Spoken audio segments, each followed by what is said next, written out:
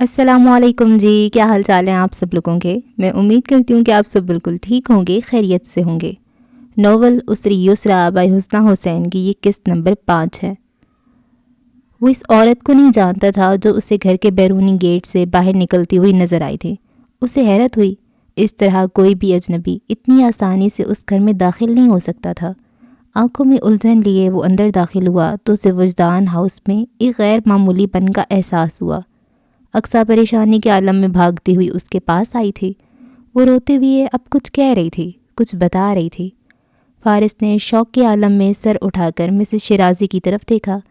حیرت اور صدمہ بھرے تاثرات لیے وہ اپنی جگہ ساکت بیٹھی تھی، مگر ان کی نگاہیں کسی ایک جگہ پر ٹھہر نہیں رہی تھیں۔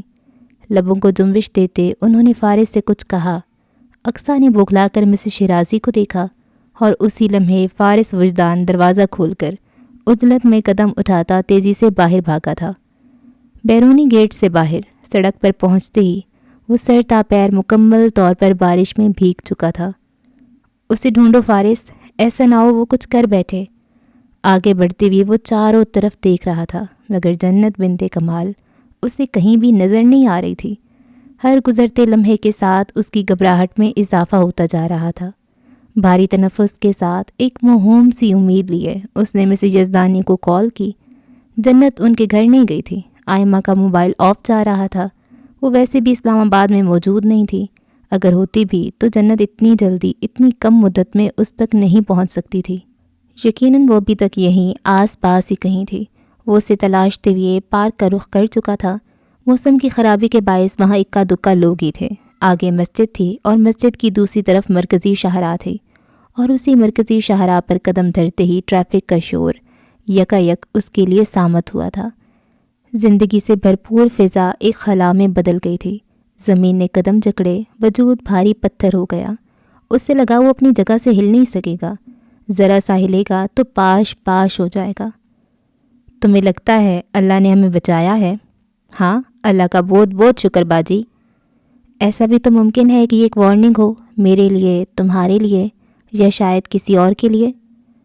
چھتری کھل گئی تھی۔ گاڑی کے قریب وہ پھسل کر گری تھی۔ اس کا ہاتھ جھٹک کر اپنے سہارے اٹھ رہی تھی۔ جو کچھ سن چکا ہوں وہ سب ممی کو بتاؤں گا تو وہ کیا سوچیں گی؟ ایک ایسی لڑکی کو بہو بنا بیٹھی ہیں جو انفرٹائل ہے، جس نے اپنی سوتن کے بچے کی جان لینے کی کوشش کی ہے، جس کے خاندان کے لوگ اسے اچھوت کی طرح ٹریٹ کرتے ہیں، اور جو اپنی ماں کی موت کا سبب بنی ہے۔ پارکنگ ایریا میں گاڑی سٹارٹ کرتا وہ آنکھوں میں ڈھیر ساری نمی لیے کچھ بے بسی اور آزردگی سے اسے دیکھتی جنت کمال۔ چہار سو تاریکی چھائی اور منظر بدل گیا۔ اگر تم اس طرح میرے سر پہ مسلط رہے تو میں آنٹی کو سب کچھ بتا دوں گی۔ شوق سے جاؤ، میں بھی تمہارے پول ان کے سامنے کھول دوں گا، حساب برابر۔ تم ایسا نہیں کرو گے؟ لہجے میں خوف تھا، آنکھوں میں وحشت۔ کر سکتا ہوں، میں تو اب ان سے یہ بھی کہہ سکتا ہوں کہ میری بیوی بانجھ ہے، میں دوسری شادی کرنا چاہتا ہوں۔ اس نے چاندی کی اس مورت کو ہزار ہا ٹکڑوں میں بکھرتا دیکھا۔ فارس پلیز دروازہ کھولو پلیز۔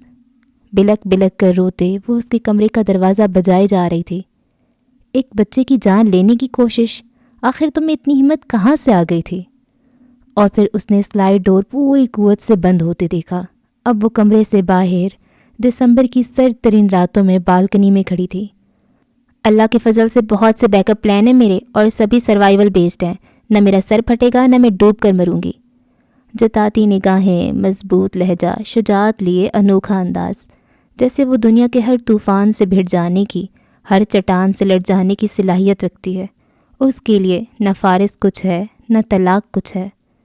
مجھے طلاق فوری چاہیے ہوگی، تمہیں ابھی سے ڈاکومنٹس کا انتظام کر لینا چاہیے تاکہ مناسب وقت پر بنا کسی تاخیر کے سائن کر کے ایک دوسرے سے جان خلاصی کی جا سکے۔ خود پہ طاری اس بھیانک جمود کو توڑتے ہوئے وہ آگے بھاگا۔ سڑک کے کنارے غیر متوازن قدم اٹھاتا وہ وہاں جا رہا تھا جہاں کچھ دیر پہلے ایک حادثہ پیش آیا تھا۔ چلتی ہوئی تیز رفتار گاڑی کے سامنے اچانک ہی کوئی لڑکی آ گئی تھی۔ ایمبولنس کا سائرن، لوگوں کا ہجوم اور شدت سے برستی بارش میں موت کو اتنے قریب سے اس انداز اور حالت میں دیکھتا فارس وجدان اپنے حواسوں میں ہرگز نہیں لگ رہا تھا۔ لیکن اگر کچھ وجوہات کی بنا پر مجھے قبل از وقت یہ گھر چھوڑنا پڑ جاتا ہے اور اس دوران میرا تم سے فی الفور رابطہ بھی ممکن نہیں ہو پاتا تو میں 1 ماہ تک کی مدت کو ذہن میں رکھوں گی۔ مدت مختصر تھی، مختصر سے مزید مختصر کر دی گئی تھی۔ مہینہ آن کی آن میں ہفتوں اور پھر دنوں میں بدل کر لمحوں پر محیط ہوا تھا۔ اور یہ میرا تم سے وعدہ ہے، جب جانے کا وقت آئے گا میں خاموشی سے چلی جاؤں گی۔ اور جنت کمال وعدہ خلافی نہیں کرتی تھی۔ یقین اور بے یقینی کی کیفیت میں دکھ اور صدمے سے نڈھال اس نے اپنے راستے میں آنے والوں کو ہٹاتے ہوئے اسٹریچر پہ رکھی اس لاش تک پہنچنا چاہا۔ خون سے سرخ ہوتی نم چادر اس کی مٹھی میں آئی، چہرے سے چادر سرکی، بال، پیشانی، پھر ویران آنکھیں واضح ہوئیں۔ اس کی ساری ہمت سکت ایک لمحے میں فنا ہوئی۔ تم جتنے مرضی منصوبے بنا لو مسٹر شیرازی، خودکشی میں نہیں کروں گی، نہ لندن کے برج سے نہ کسی اور جگہ سے۔ چادر اس کے ہاتھ سے چھوٹ گئی۔ وہ بال، چہرہ اور آنکھیں وہ جنت کمال کی ہرگز نہیں تھیں۔ کمرے میں تاریکی تھی، کھڑکیاں کھلی ہوئی تھیں، ہوا سے پردے لہرا رہے تھے۔ باہر موسم خوشگوار تھا، مگر اس کے اندر کی اداسی ہر گزرتے لمحے بڑھتی جا رہی تھی۔ موبائل ہاتھ میں تھا۔ وہ اب تک نہ جانے کتنی بار فارس وجدان کو کال کر چکی تھی، کتنی ہی بار میسج بھیج چکی تھی، مگر وہ کوئی جواب نہیں دے رہا تھا۔ جنت کا موبائل ہنوز آف تھا، وہ ابھی تک نہ اس سے بات کر سکی تھی اور نہ ہی انہیں اس کی خیریت کی اطلاع ملی تھی۔ کل صبح سے ہی انہوں نے خود کو کمرے میں بند کر رکھا تھا، نہ کھانا کھا رہی تھی، نہ کسی سے کوئی بات کر رہی تھی۔ دستک دے کر عمار نے دروازہ کھولا تو ایک دم سے تڑپ کر اٹھیں اور تیزی سے قدم اٹھاتی اس کے پاس آئیں۔ کچھ پتہ چلا؟ عمار نے نفی میں سر ہلایا۔ صابرہ خاتون کے گھر تالا لگا ہے، پڑوسی کہہ رہے ہیں وہ 2 ماہ سے کہیں گئی ہوئی ہیں۔ کہاں؟ یہ کوئی نہیں جانتا، ان کا فون نمبر بھی بن جا رہا ہے۔ سائرہ اپنا سر ہتھیلیوں پہ گرائے صوفے پر بیٹھ گئیں۔ خوف اور اندیشوں میں گھرا ان کا دل وحشت سے دھڑکے جا رہا تھا، آنکھیں نم تھی، لب کپ کپا رہے تھے۔ فارس اسے ڈھونڈ رہا ہے، وہ مل جائے گا۔ ہاں مل جائے گی۔ عمار دکھ اور صدمے سے اپنی ماں کو دیکھ کر رہ گیا۔ آپ ابھی بھی اس شخص پہ بھروسہ کر رہی ہیں ممی؟ اس کے لہجے میں شوق تھا۔ جس انسان نے اپنے باپ اور بھائی کو نہیں چھوڑا وہ جنت کمال کے لیے رحم دل ہوگا۔ عمار، ان کی آواز کپ کپا کر رہ گئی۔ میں نے کہا تھا آپ سے وہ اچھا انسان نہیں ہے، میں نے روکا تھا آپ کو، مگر آپ نے میری ایک نہیں سنی۔ سرد لہجے میں وہ کچھ متوش ہو کر بات کر رہا تھا۔ آپ صرف چاہتی تھی کہ کسی طرح وہ ہم سب کی نظروں سے دور ہو جائے۔ سائرہ آنکھوں میں صدمہ لیے عمار کو دیکھ کر رہ گئیں۔ اتنے سخت لفظوں کی توقع انہیں اپنے بیٹے سے ہرگز نہیں تھی، وہ بھی اس وقت جب وہ جنت کے لیے اس قدر پریشان ہو رہی تھیں۔ 4 بیٹے آپ کے اس گھر میں، کسی کے ساتھ بھی آپ جنت کی شادی کروا سکتی تھی۔ فیصل بھائی، عزیر بھائی، احمد بھائی اور میں نے خود ریکویسٹ کی تھی آپ سے کہ مجھے کوئی پرابلم نہیں ہے، آپ خاموشی سے میرا نکاح پڑھا دیں۔ اس طرح در در کی ٹھوکریں کھانے سے بہتر ہے اسے اپنوں میں ایک مستقل ٹھکانہ ملے، مگر نہیں، آپ بھلا ایک باز لڑکی کو اپنی بہو کیسے بنا سکتی تھی؟ آپ تو بس اس سے جان چھڑانا چاہتی تھی، اور مبارک ہو مما، آپ اپنی اس کوشش میں بہت کامیاب رہیں۔ سائرہ اپنی جگہ پتھرائی ہوئی بیٹھی تھی۔ یہ کیسا چہرہ تھا جو عمار انہیں دکھا رہا تھا؟ یہ کیسی حقیقت تھی جو وہ انہیں بتا رہا تھا؟ میں نے سوچ سمجھ کر اس کا رشتہ کیا تھا عمار، میں اسے زمان سے بچانا چاہتی تھی۔ انہوں نے کمزور آواز میں اپنی پوزیشن کلیئر کرنا چاہی۔ ان کی نیت میں کوئی کھوٹ نہیں تھا، وہ جنت کا بھلا ہی چاہتی تھیں۔ فارس بہترین انتخاب تھا، وہ اس پر یقین قائم رکھنا چاہتی تھیں، وہ اپنے فیصلے کا دفاع کرنا چاہتی تھیں، مگر عمار ان کی ہر کوشش ناکام بنا گیا تھا۔ آپ پریشان کیوں ہو رہی ہیں؟ مر جائے گی مگر ایک ذمہ داری اور بوجھ کے روپ میں آپ کے گھر کبھی نہیں آئے گی۔ اپنی بات پوری کر کے وہ جا چکا تھا اور دل پر بھاری بوجھ لیے سائرہ اپنی جگہ بیٹھی رہ گئی تھی۔ پلک جھپکتے مناظر بدلے تھے، اندھیرا چھٹ گیا تھا، کھڑکیوں کے پردے سمٹ گئے تھے، سورج کی روشنی چھن کر ٹائلز پہ اتر رہی تھی۔ کئی ہفتے پہلے کا قصہ جھلکیوں میں اپنا آپ دہرانے لگا تھا۔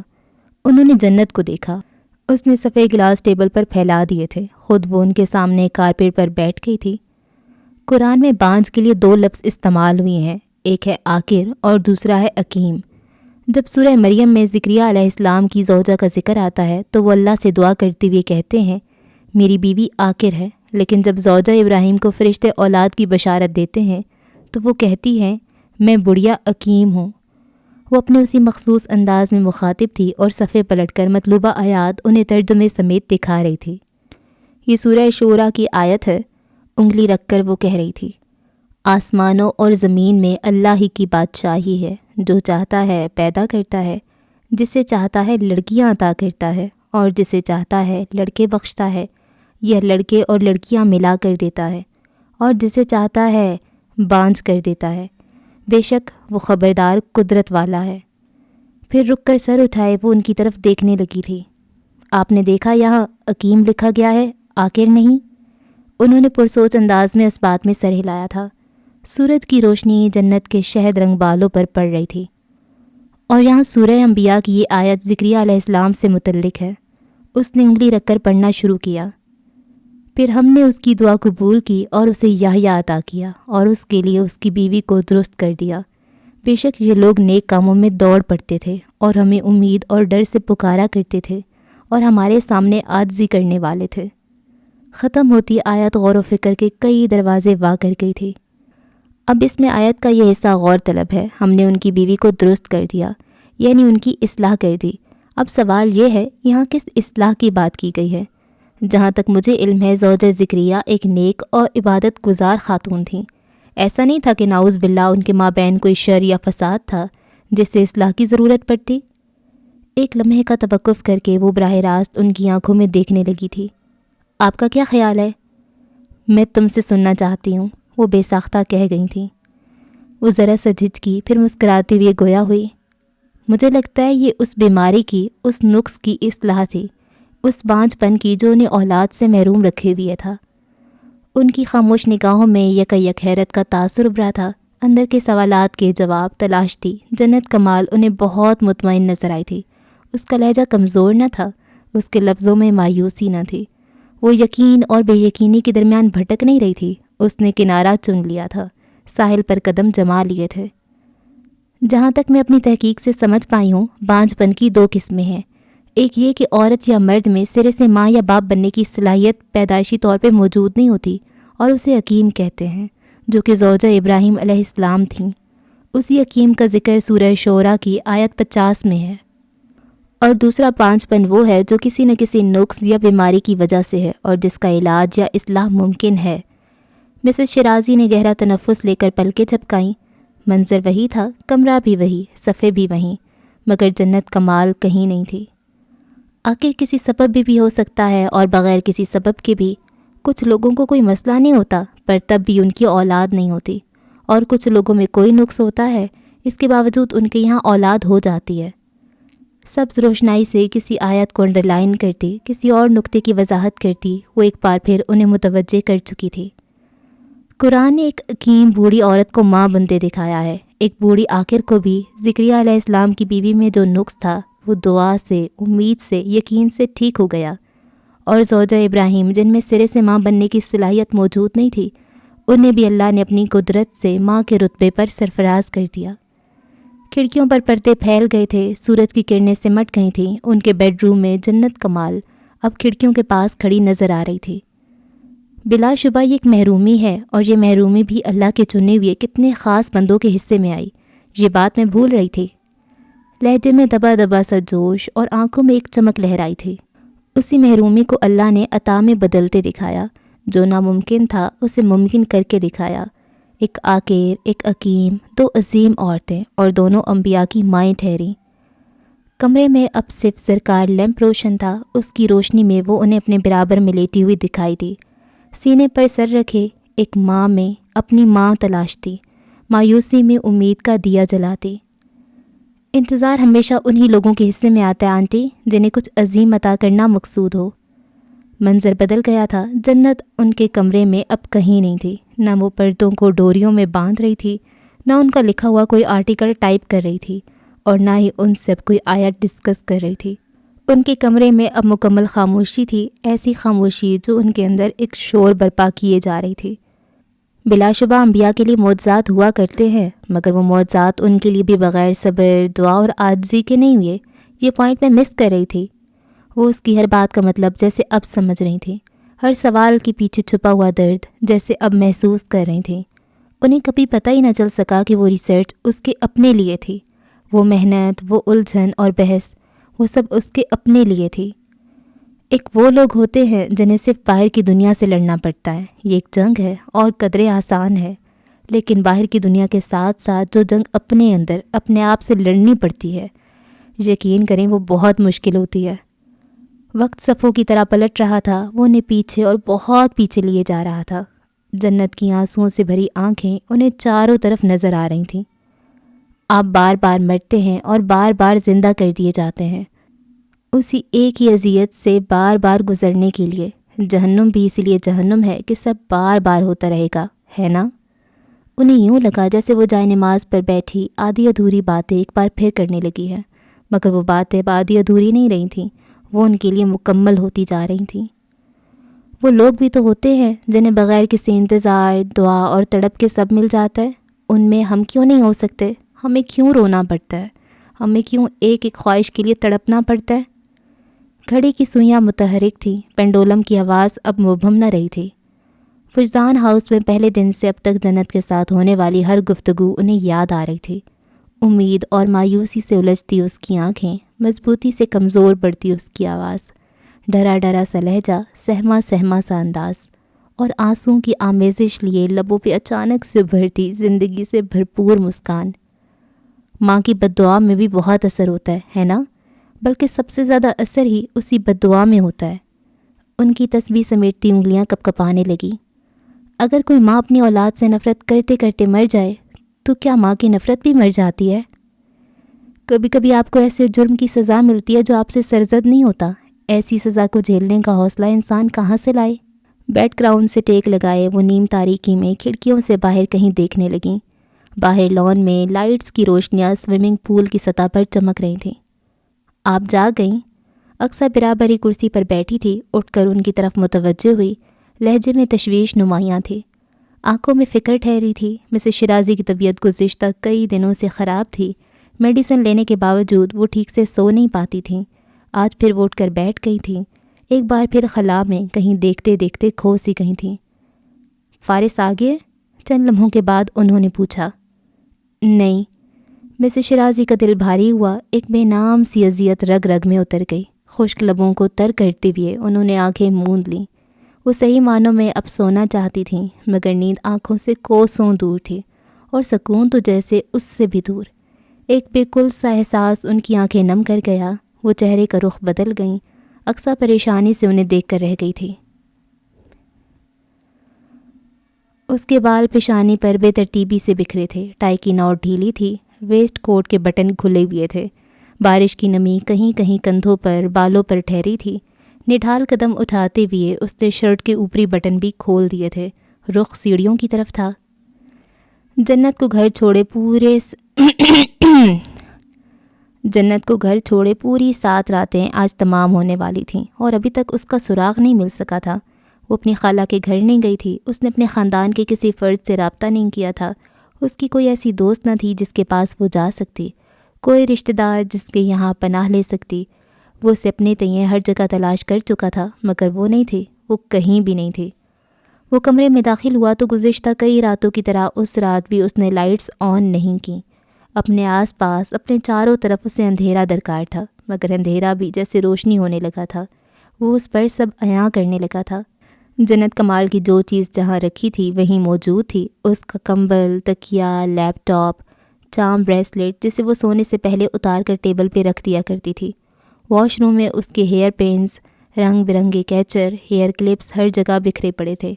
ڈریسنگ ٹیبل پہ کاسمیٹک کی چند اشیاء دھری تھیں۔ اس کمرے میں اس کی نشانی جیسے ہر جگہ تھی۔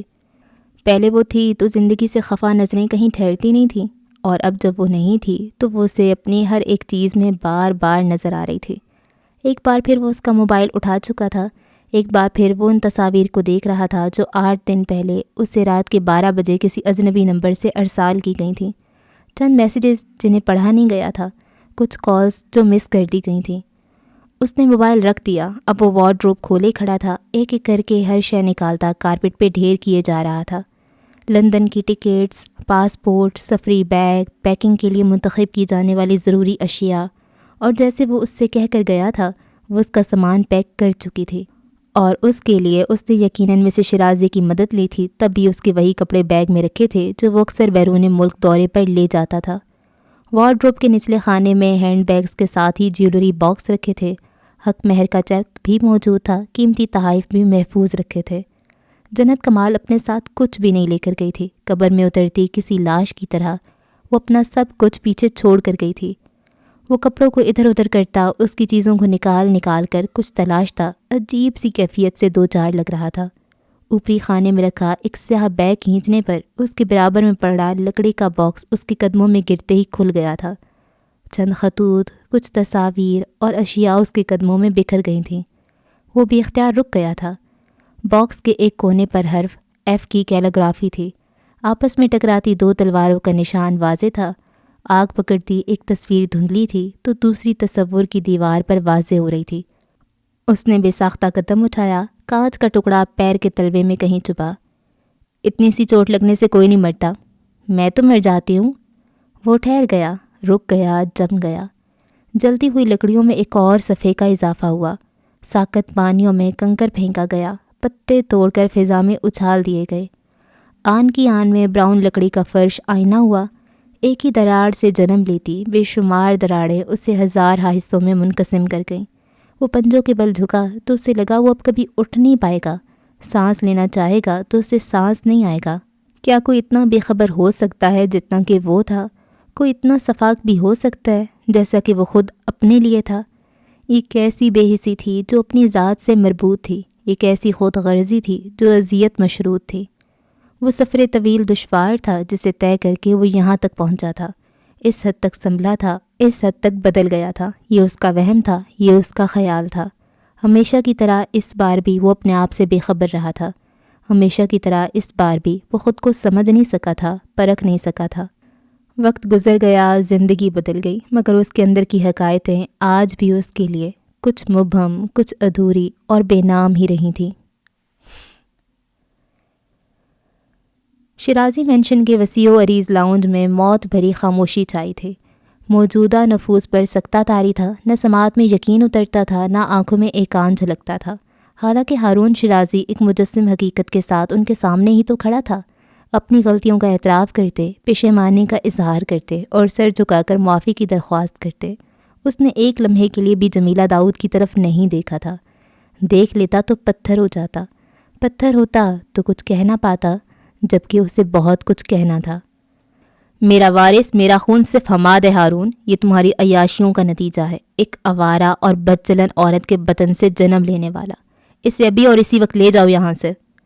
خاموشی اعظم شیرازی نے توڑی تھی اور کسی بپھری ہوئے شیر کی طرح چنگھاڑتے ہوئے توڑی تھی۔ ان کی بلند آواز سے بچے پر ہیبت طاری ہوئی تھی۔ ان کے سخت پتھریلے تاثرات سے وہ بہت خائف ہوا تھا۔ آرزو نے طلاق لے لی ہے، یہ اب میرے ساتھ ہی رہے گا، جو کہ سر کے ساتھ نظریں چرا کر کہا گیا۔ جمیلہ داؤد نے ڈگمگاتی نگاہوں سے اسے دیکھا، اس کی اذیت بڑھ گئی۔ آن کی آن میں محبت، وفا اور قربانیوں کا تماشا بنا تھا۔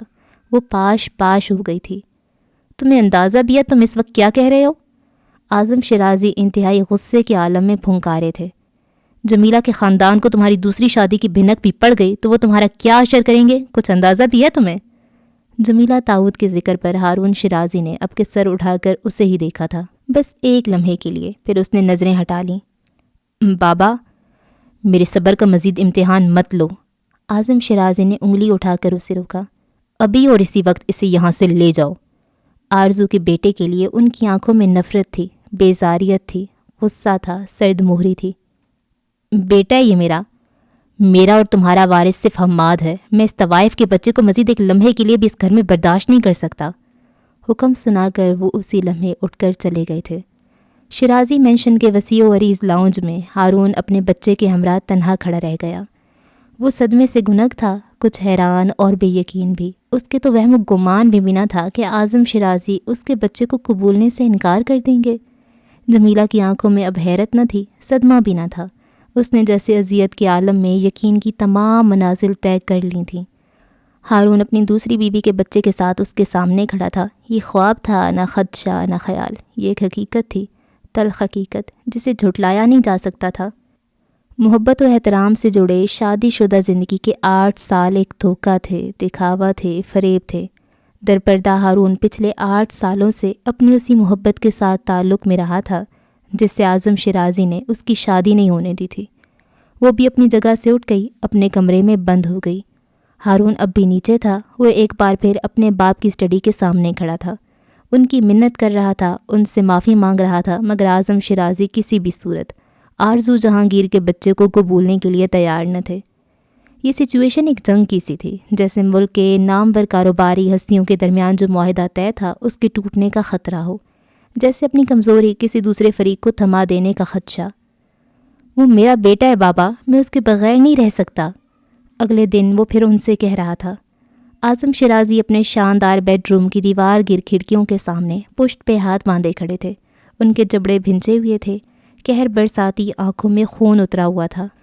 وہ ملک کے ایک نامور بزنس ٹائکون تھے، اپنے انداز اور شخصیت میں کسی حاکم جیسا روب رکھتے تھے، اصول و روایات کے پابند، کچھ مغرور اور متکبر، جو اپنے اعلیٰ حسب و نصب اور تعلیمی قابلیت پر فخر کرتے تھے۔ انہیں یہ بچہ کسی صورت قبول نہ تھا۔ آرزو کے پاس چھوڑاؤ اسے اپنے ساتھ نہیں رکھنا چاہتی، یہ میرا درد سر نہیں۔ بابا پلیز، وہ گڑ گڑایا، یہ بھی آپ کا پوتا ہے؟ میرا پوتا صرف حماد ہے جس کی ماں خاندانی ہے۔ وہ پلٹ کر دھاڑے تھے، یہ اس آوارہ اور… ہارون شیرازی کرب سے لب بھینچ کر رہ گیا۔ آپ اسے میرے ساتھ رہنے دیں، وہ یہاں رہے گا تو سب کو معلوم ہو جائے گا۔ اصل مسئلہ جیسے اب لبوں پر آیا تھا، وہ بچہ ان کے لیے ذلت، توہین اور بے عزتی کی علامت تھا۔ وہ ان کے لیے ایک غلطی، ایک گناہ جیسا تھا جسے چھپانا مقصود، مٹانا ضروری ہو گیا تھا۔ بابا پلیز مجھے معاف کر دے، میں جانتا ہوں یہ میری غلطی ہے، آپ جو بھی سزا دیں میں بھگتنے کے لیے تیار ہوں، اس طرح مت کیجیے۔ کمرے میں ایک دم ہی گہری خاموشی چھا گئی۔ اعظم شیرازی سخت پتھریلی نگاہوں سے اب ہارون کو دیکھ رہے تھے۔ جمیلہ داؤد کھلے دروازے کے اس پار رک گئی تھی۔ ایک شرط پہ میں تمہاری اس غلطی کو نظر انداز کر سکتا ہوں۔ لہجے میں وہی اناد اور سختی تھی۔ جمیلہ نے نظر اٹھا کر انہیں دیکھا۔ اب وہ کیا کہہ رہے تھے؟ اسے میرے حوالے کر دو اور بھول جاؤ کہ حماد کے علاوہ تمہارا کوئی اور بیٹا بھی ہے۔ ہارون کے پیروں تلے سے زمین نکلی تھی، سر پر آسمان ٹوٹا تھا، پھٹی پھٹی نگاہوں سے وہ اپنے باپ کو دیکھ کر رہ گیا تھا۔ صدمے کے عالم میں جمیلہ داؤد بھی اپنی جگہ کھڑی رہ گئی تھی۔ اعظم شیرازی کی بات ابھی ختم نہیں ہوئی تھی، ان کی بات تو جیسے اب شروع ہوئی تھی۔ اسے تمہارا نام نہیں ملے گا، وراثت میں حصہ بھی نہیں، اور نہ ہی وہ ہمارے خاندان کا کچھ حصہ بنے گا۔ انداز دو ٹوک، لہجہ قطعیت بھرا، فیصلہ غیر متزلل، ہر لفظ پتھر پہ لکیر۔ ہارون شیرازی کے چہرے پر وحشت پھیل گئی۔ ہر شے کا حساب رکھا تھا اس نے، مگر اس کا نہیں۔ وہ اسی نام اور پہچان کے ساتھ رہے گا جو میں اسے دوں گا، کیئر ٹیکر کا انتظام ہو جائے گا، پڑھائی کے اخراجات سب میں مینیج کروں گا، لیکن تمہیں ہر صورت، ہر حال میں اس سے دور رہنا ہوگا۔ انگلی اٹھا کر ایک بار پھر اپنے ارادے واضح کیے گئے، کیونکہ نہ تو میں اس بدنام زمانہ لڑکی کے ساتھ تمہارا کوئی اسکینڈل افورڈ کر سکتا ہوں، اور نہ ہی جمیلہ کے خاندان سے دشمنی مول لے سکتا ہوں۔ ہارون شیرازی کی پھٹی پھٹی آنکھوں میں انتہائی سرد مہری سے دیکھتے ہوئے انہوں نے حتمی فیصلہ سنایا تھا۔ اور اگر تمہیں میرے اس فیصلے سے اختلاف ہے تو تم اسے یہاں سے لے جا سکتے ہو، لیکن یاد رکھو جس وقت تم اس گھر کی دہلیز پار کرو گے میں بھول جاؤں گا میرا ہارون نام کا کوئی بیٹا بھی ہے۔ ہارون شیرازی کا سانس رکا ہوا تھا، دھڑکنیں تھمی ہوئی تھیں۔ وہ اب بھی اپنے باپ کو دیکھ رہا تھا، حیرت، بے یقینی اور صدمے سے۔ اسے اپنی سماعت پہ یقین نہیں آیا تھا۔ کوئی اپنے پوتے کے ساتھ ایسا بھی کر سکتا ہے؟ وہ سوچ رہا تھا، مگر وہ غلط سوچ رہا تھا۔ اعظم شیرازی نے سرے سے اس بچے کو تسلیم نہیں کیا تھا۔ وہ اس کے لیے رحم دل ہوتے بھی تو کیسے، احساس کرتے بھی تو کیوں؟ وہ تو اپنے کپڑوں پر ہلکا سا داغ تک برداشت نہ کرتے تھے، تو اب ایسے داغ کو کیسے رہنے دیتے جس کی پاداش میں مستقبل میں کوئی اسکینڈل بننے کا خدشہ ہوتا؟ مزید کچھ بھی سنے بغیر جمیلہ داؤد وہاں سے ہٹ گئی تھی۔ روئی روئی سی سرخ متورم آنکھوں کے ساتھ وہ سیڑھیاں اتر کر نیچے آئی تو دل بے وفائی کے غم سے پھٹنے لگا۔ یہ حقیقت تھی کہ شیرازی اور لاشاری خاندان کے مابین جڑنے والا یہ رشتہ ایک بزنس ڈیل کی طرح تھا۔ خاندان کے بڑوں نے اپنے کاروباری اور سیاسی مفادات کو مد نظر رکھتے ہوئے ان دونوں کو ایک کیا تھا، مگر جمیلہ نے کبھی بھی اس رشتے کو مصلحت کی نگاہ سے نہیں دیکھا تھا۔ وہ ہارون سے محبت کرتی تھی، بدلے میں وہ بھی اسے محبت ہی دکھاتا رہا تھا، مگر وہ محبت ایک دکھاوا تھی۔ اس کا انکشاف کل رات ہوا تھا۔ یہ انکشاف اس سے راکھ کر گیا تھا۔ یہ انکشاف اس کی محبت، وفا اور اعتماد کا تماشا بنا گیا تھا۔ سلگتی آنکھوں کو بے دردی سے رگڑتی وہ کھڑکی کے سامنے جا کھڑی ہوئی تھی، اور تبھی اس نے ہارون کو سیڑھیاں اترتے دیکھا تھا۔ اس کے چہرے پہ کرب تھا اور آنکھیں بے تحاشا سرخ ہو رہی تھیں۔ اعظم شیرازی اپنے فیصلے سے پیچھے ہٹنے والے نہیں تھے تو کیا ہارون گھر چھوڑ کر جا رہا ہے؟ بھاری دل کے ساتھ اس نے ہارون شیرازی کو صدر دروازے کی جانب بڑھتے دیکھا۔ جس وقت تم اس گھر کی دہلیز پار کرو گے میں بھول جاؤں گا میرا ہارون نام کا کوئی بیٹا بھی ہے۔ اور وہ اسے دیکھ رہی تھی، وہ خالی ویران آنکھوں سے اسے صدر دروازے سے باہر نکلتا دیکھ رہی تھی۔ ہارون شیرازی نے گھر کی دہلیز پار کر لی تھی، وہ اپنے بچے کو ساتھ لے کر نہیں گیا تھا۔ اعظم شیرازی ہارون کو لندن بھیج کر اپنے روزمرہ معمولات میں ایسے مصروف ہو گئے تھے جیسے چند روز قبل کچھ ہوا نہیں تھا، جیسے ان کی زندگیوں میں آرزو جہانگیر کا گزر ہوا تھا نہ اس کے بچے کی آمد ہوئی تھی، جیسے ہارون شیرازی سے کوئی غلطی کوئی گناہ سرزد نہیں ہوا تھا۔ جمیلہ داؤد بھی ایسے ہی کرنا چاہتی تھی، بے حس ہونا چاہتی تھی، بے پرواہ رہنا چاہتی تھی، مگر وہ ایسا کر نہیں پا رہی تھی۔ اس کے زخم منمل نہیں ہو رہے تھے، اسے سکون مل نہیں رہا تھا۔ شیرازی مینشن اور سرونٹ کوارٹر کے مابین راہداری میں جو پہلا کمرہ تھا اور جو کسی حد تک شیرازی ہاؤس سے منسلک بھی تھا، وہ کمرہ اب اس بچے کا تھا۔ مدت ہیڈ سرونٹ آغا علی کی بیٹی تھی جو اب اس کی کیئر ٹیکر بھی تھی، جس نے 24 گھنٹے نہ صرف اس کے ساتھ رہنا تھا بلکہ اعظم شیرازی کے قائم کردہ اصولوں کی پاسداری بھی کرنی تھی۔ آرزو جہانگیر کے اس بیٹے کو اعظم شیرازی کے عالی شان بنگلے میں داخل ہونے کی اجازت نہ تھی۔ وہ گھر کے مکینوں کے ساتھ میز پر بیٹھ کر کھانا نہیں کھا سکتا تھا، وہ فنکشن، گیدرنگ اور خاندانی پارٹیز میں شرکت نہیں کر سکتا تھا، باہر سے آنے والے مہمان، دوست احباب اور رشتہ داروں کے سامنے نہیں جا سکتا تھا۔ یہ سارے اصول و قوانین اعظم شیرازی نے بنائے تھے اور ایسا ممکن ہی نہ تھا کہ وہ کوئی حکم جاری کریں اور اس کی سلطنت میں اس کا نفاذ نہ ہو۔ لیکن ان تمام اصول و قوانین سے جمیلہ کی اذیت کم نہیں ہوئی تھی۔ وحشت و بے سکونی کی دلدل اسے ہر بار آرزو جہانگیر کے بچے تک پہنچا دیتی تھی۔ وہ عورت ہارون کی زندگی میں اب کہیں نہیں تھی مگر اس کا بچہ تھا۔ شیرازی مینشن میں نہ ہوتے ہوئے بھی وہ تھا، وہ ہے، وہ رہے گا۔ اس حقیقت کو وہ جھٹلا نہیں سکتی تھی۔ یہی حقیقت سرد بڑھتی آگ بھڑکاتی تھی، رگوں پے میں میشر سا بپا کرتی تھی۔ پچھلی کئی راتوں کی طرح اس رات بھی وہ ٹھیک سے سو نہیں پا رہی تھی۔ ایک درد تھا، کرب تھا، بے وفائی کا احساس، بے حسی کا تدارک، ایک الجھن، ایک وحشت۔ سر جھٹک کر، خیالات کو بھٹکا کر، وہموں کو جھٹلا کر وہ نیچے آ گئی تھی۔ کچن میں فریج کھول کر اس نے دودھ نکالا تھا، سر درد سے پھٹا جا رہا تھا، نیند آنکھوں سے کوسوں دور تھی۔ وہ اپنے لیے چائے بنانا چاہ رہی تھی۔ چھوٹی سوئی 12 کے ہند سے پہ آ کر ٹھہری تو یکایک کچن کی دائیں طرف سرونٹ کوارٹرز کی طرف جاتی راہداری سے آواز بلند ہوئی تھی۔ کھولتے پانی میں پتی ڈالتے وہ یکدم چونکی تھی، پھر چولہا بند کر کے وہ اسی وقت کچن سے راہداری میں آ گئی تھی۔ لائٹس آف تھیں، فانوس جل رہے تھے، نیلگوں روشنی کا مدھم تاثر چہار سو پھیلا تھا۔ اس نے ہیڈ سرونٹ آغا علی کی بیٹی مدت کو دیکھا۔ وہ متفکر سی کمروں کے دروازے کھول کھول کر جیسے فکر مندی کے عالم میں کسی کو ڈھونڈ رہی تھی۔ یہ شور کیسا تھا؟ کندھے سے پھسلتے دوپٹے کو واپس جماتے ہوئے بکھلاہٹ کا شکار مدت نے اپنی مالکن کو دیکھا۔ وہ جی، اس کی ہوائیاں اڑ گئی تھیں۔ تم اس وقت یہاں کیا کر رہی ہو؟ وہ میں مدت بوکھلا گئی، سمجھ میں نہ آیا کیا جواب دے، اور تب بھی اسٹور روم سے کھٹ پٹ کی آواز آئی۔ جمیلہ نے بے ساختہ ہی سر اٹھا کر اسی طرف دیکھا تھا۔ لائٹس آف تھیں، دروازہ کھلا ہوا تھا، اندر کوئی تھا، یقیناً کوئی تھا، مگر مدت کی زبان ساتھ نہیں دے رہی تھی۔ جانے وہ اعظم شیرازی سے خائف تھی یا پھر اسے بتانے کی ہمت نہیں کر پا رہی تھی۔ اب کہ جمیلہ نے اس سے پوچھنے کی بجائے اسٹور روم کا رخ کیا تھا، ادھ کھلے دروازے کو اندر کی جانب دھکیل کر اس نے لائٹ آن کر دی۔ زرکار روشنی چہار سو پھیلی، بے شمار کارٹنز، فرنیچر کا سامان، غیر ضروری اشیاء۔ اس نے بے ساختہ قدم اٹھائے تھے۔ مدت اس کے پیچھے تھی۔ وہ اب کچھ کہہ رہی تھی، کچھ بتا رہی تھی، معافی بھی مانگ رہی تھی، پریشان بھی ہو رہی تھی۔ یہ اس کی غلطی تھی کہ وہ سرونٹ کوارٹر سے یہاں آ گیا تھا۔ یہ اس کی بے توجہی تھی کہ گھر کے مکینوں کے سامنے آ گیا تھا۔ وہ یہاں تھا مگر سامنے نہیں تھا۔ وہ اسٹور روم میں فرنیچر کے سامان میں ہی کہیں چھپ گیا تھا۔ لیکن اس کی سسکیوں اور ہچکیوں کی آواز، لب بھینچے جمیلہ داؤد اپنی جگہ کھڑی رہ گئی۔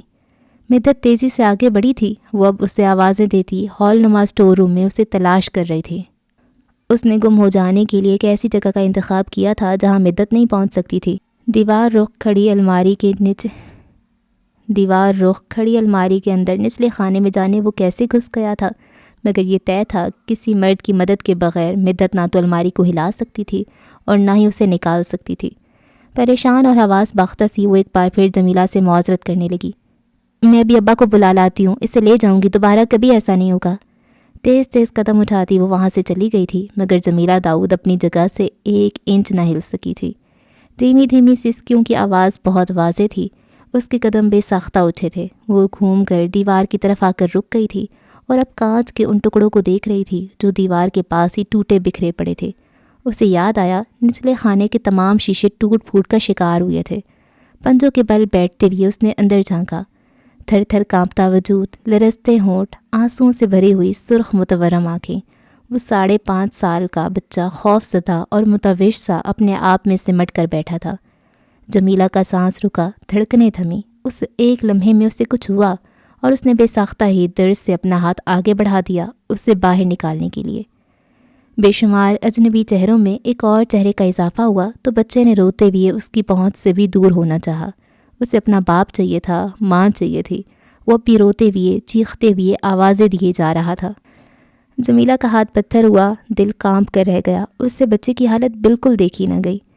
مدت آغا علی کو لیے حاضر ہوئی تو اپنی مالکن کو وہیں بیٹھا دیکھ کر پریشان ہو گئی۔ اعظم شیرازی کا سخت حکم تھا کہ وہ گھر کے مکینوں کے سامنے کبھی نہ آئے، غلطی سے بھی نہیں۔ ہیڈ سرونٹ آغا علی نے پورا زور لگا کر اتنی جگہ ضرور بنا لی کہ اسے باہر نکالا جا سکتا تھا، مگر اس کی فلک شگاف چیخیں اور پہنچ سے دور ہو جانے کی دیوانہ وار جستجو، اس سے پہلے کہ آغا علی آگے بڑھتا، اس سے پہلے کہ مدت ہی اسے نکالنے کی صحیح کرتی، جمیلہ داؤد نے ایک ہی جست میں اسے بازو سے پکڑ کر اس کی تمام تر مزاحمت اور چیخ و پکار کے باوجود باہر نکال لیا تھا۔ اگلے ہی لمحے وہ اس کی باہوں میں تھا، وہ رو رہا تھا، وہ تڑپ رہا تھا، وہ اس کی گرفت سے نکلنے کی کوشش کر رہا تھا، مگر وہ اسے چھوڑ نہیں رہی تھی۔ اس کا حصار مضبوط تھا، مضبوط ہی رہا تھا۔ اپنی گرفت ہر لحاظ سے پختہ کیے وہ اسے سینے سے لگا چکی تھی۔ اگلے چند لمحوں میں بچے کی ہر مزاحمت دم توڑ گئی۔ روتے کرلاتے ہوئے وہ بے دم ہو گیا، جیسے اس میں مزید ہمت نہ رہی ہو، جیسے وہ تھک گیا ہو، ہار گیا ہو، مر گیا ہو۔ اسے سینے سے لگائے جمیلہ داؤد اپنی جگہ سن بیٹھی رہ گئی تھی۔ کپ کپاتا ننھا وجود اور اس کا شدت سے دھڑکتا دل جیسے ابھی سینہ چیر کر باہر آ جائے گا۔ یہ زخم مدت نے گھبرا کر اس کی سرخ پڑتی آستین اوپر کی تھی۔ غالباً الماری کے اندر جگہ بناتے وقت اس کا بازو کیل سے رگڑا گیا تھا، تبھی جلد ادھڑ گئی تھی۔ ڈرائیور سے کہو گاڑی نکالے۔ کافی دیر بعد جمیلہ کچھ کہنے کے قابل ہوئی تھی، پھر وہ اسے باہوں میں لیے اٹھ کھڑی ہوئی تھی۔ مدت بھی اس کے ساتھ تھی، کچھ حیران، کچھ پریشان اور خائف بھی۔ شیرازی مینشن سے ہاسپٹل کافی دوری پر تھا، تبھی جمیلہ داؤد کے حکم پہ ڈرائیور نے گاڑی کا رخ ڈاکٹر مصطفیٰ کے کلینک کی طرف موڑ دیا تھا، جو ان کے فیملی ڈاکٹر بھی تھے۔ وہ ڈیوٹی پر موجود تھے، فیملی تعلقات کے باعث فارس کو بھی انہوں نے اٹینڈ کیا تھا۔ گھنٹے بعد ہی اسے اندر آنے کی اجازت ملی تھی۔ زخم پہ 3 سٹچز لگے تھے۔ ڈرپ، خواب آور انجیکشن کے بعد وہ پرسکون نیند سو رہا تھا۔ پریشان مت ہو، یہ اسٹیبل نہ ہو، وہ اس سے کہہ رہے تھے۔ قدرے فاصلے سے ہی وہ بت بنی اسے دیکھ رہی تھی، آنکھیں نم تھیں اور ہاتھ دوپٹے سے الجھ رہے تھے۔ لحاف اچھی طرح سے اڑا کر جب نرس جا چکی تو ڈاکٹر مصطفیٰ اس کے پاس آ گئے۔ جمیلہ نے سر اٹھا کر انہیں دیکھا۔ وہ اس کے معلم تھے، مہربان استاد، ایک بہترین ناصح۔ آپ ٹھیک ہے بیٹا؟ انسان ان سوالات کا کیا کرے جو نیند اڑا دیں، بے قراری میں بہا دیں، جن کا کوئی جواب ہو، نہ منطق نہ دلیل، جیسے جنگ، بے چینی، بے سکونی، بس درد، اذیت، کرب۔ اس کی آواز رند گئی۔ زندگی میں پہلی بار وہ اپنی کیفیت کو سمجھنے میں ناکام ہو رہی تھی۔ سوال ضمیر اٹھاتا ہے، جواب ایمان دلاتا ہے، وہ کہہ رہے تھے۔ ایمان بتلا رہا ہے میں بھٹک رہی ہوں۔ اس کی آنکھیں چھلک پڑیں۔ ایمان بتلا رہا ہے تم اب صحیح راستے پر ہو۔ بہت نرمی اور متانت سے کہہ کر وہ چلے گئے تھے۔ ہمیشہ کی طرح اس بار بھی انہوں نے کوئی سوال نہیں کیا تھا۔ وہ اس کے معاملات کی گہرائی میں اترنے کی کوشش نہیں کرتے تھے، صرف سنتے تھے اور جواب دے دیا کرتے تھے۔ اس نے ہمت کر کے اپنا رخ بدلا، ایک بار پھر پرسکون نیند سوتے اس بچے کو دیکھا جس کی وجہ سے وہ گزشتہ کئی راتوں سے سو نہیں پا رہی تھی۔ زرکار روشنی میں اس کا چہرہ واضح تھا، وہ اپنی ماں کی شکل تھا، ہو بہو اس کی کاپی، بس اس کے بال ہی ہارون شیرازی کی طرح سیدھے تھے، قدرے لمبے، پیشانی پہ بکھرے، گردن کو چھوتے ہوئے، رنگت دودھیا تھی اور آنکھیں۔ جمیلہ نے سرخ و متورم بند آنکھوں کو دیکھا، پلکیں بھیگی ہوئی تھیں، سرخ گالوں پر آنسوؤں کی لکیریں ٹھہری تھیں، ایسے جیسے وہ روتے روتے یک پرسکون ہو گیا ہو، اور ایسی ایک سکون بھری کیفیت جمیلہ داؤد نے بھی اپنے اندر محسوس کی تھی۔ پریشانی کی اب کوئی بات نہیں ہے، ہی از آل فائن ناؤ۔ یہ کچھ میڈیسنز ہیں جو لکھ کر دے رہا ہوں، اسے دے دیجئے اور اس کے کھانے پینے کا بہت خیال رکھیں۔ اگلے دن چیک اپ کے بعد ڈاکٹر مصطفیٰ جمیلہ سے کہہ رہے تھے اور جمیلہ اسے ہی دیکھ رہی تھی، جو ابھی تک اپنی نیند کے اثر سے مکمل طور پر باہر نہیں آیا تھا۔ مدت اس کے لیے کھیر بنا کر لائی تھی۔ جمیلہ کے اشارے پر ہی اس نے تیزی سے پیالے میں نکالی۔ جب تک اس نے بہت احتیاط سے بچے کو اٹھا کر بٹھایا تب تک وہ پیالی آگے کر چکی تھی۔ ایک بازو سے اسے اپنے حصار میں لیے، دوسرے ہاتھ سے چمچ بھر کر وہ اس کے لبوں کے قریب لائی تو اس نے انکار نہیں کیا، بہت آرام سے پہلا چمچ لے لیا۔ وہ سوتی جاگتی کیفیت میں تھا، ہوش میں تھا بھی اور نہیں بھی، لیکن وہ کوئی بھی مزاحمت نہیں کر رہا تھا۔ مدت حیران تھی، نہ وہ رویا تھا نہ چیخا تھا، نہ اس نے کوئی واویلا کیا تھا، نہ بھاگنے کی کوشش کی، حالانکہ خود اسے ایک چمچ کے لیے کتنی کوشش کرنا پڑتی تھی۔ بہت آرام اور تسلی سے جمیلہ نے اسے کھیر کھلائی تھی، نیم گرم دودھ بھی پلایا تھا، پھر میڈیسن بھی دی تھی جو مدت کلینک کی فارمیسی سے لے آئی تھی۔ اس دوران وہ مکمل پرسکون رہا تھا، یقیناً وہ انجیکشن کے زیر اثر ہی تھا یا پھر وہ تھک چکا تھا اور اب کوئی بھی مزاحمت نہیں کرنا چاہتا تھا۔ 10 بجے اسے ڈسچارج کر دیا تھا اور وہ اسے گھر لے آئے تھے۔ اس کے بعد وہ دوپہر میں اسے دیکھنے آئی تھی، تب وہ سو رہا تھا۔ پھر شام میں جب وہ گئی تھی تو وہ کھڑکی کی چوکھٹ پر کوہنیاں ٹکائے، شیشے کے ساتھ گال مست کیے باہر ان روشنیوں کو دیکھ رہا تھا جو وسیع و عریض سبززار پر جگہ جگہ جل رہی تھیں۔ اعظم شیرازی کے یہاں آج کچھ سیاسی نامور شخصیات کی دعوت تھی۔ کھانے کا انتظام باہر لان میں کیا گیا تھا۔ اب کیسا ہے؟ اس نے مدھم آواز میں مدت سے پوچھا۔ پہلے سے بہت بہتر ہے جی، آج اس نے مجھے بالکل بھی تنگ نہیں کیا۔ مدت نے خوشگوار حیرت کے ساتھ آگاہی دی تھی، مگر جمیلہ کو اس آگاہی نے عجیب سی وحشت میں مبتلا کر دیا۔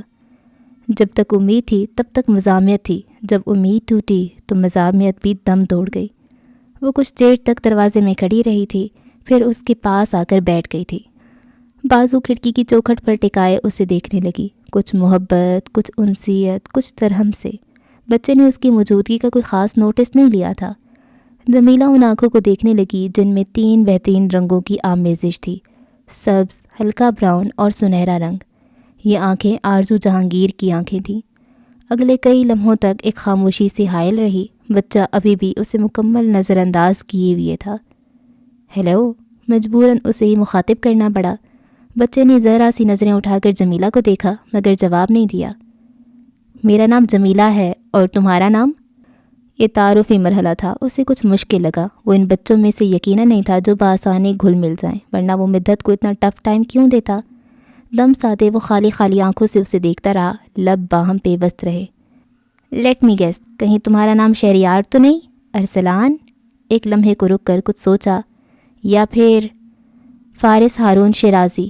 اپنے نام سے متعلق وہ یقیناً بہت ٹچی تھا۔ فارس تھا تو پھر فارس ہی تھا، ہارون کا بیٹا، شیرازی خاندان کا سپوت۔ اور کوئی نام، اور کوئی مقام، اور کوئی پہچان اسے قبول نہ تھی۔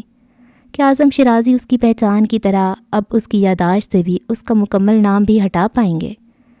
نام تو بہت پیارا ہے آپ کا، ویسے فارس کا مطلب کیا ہے؟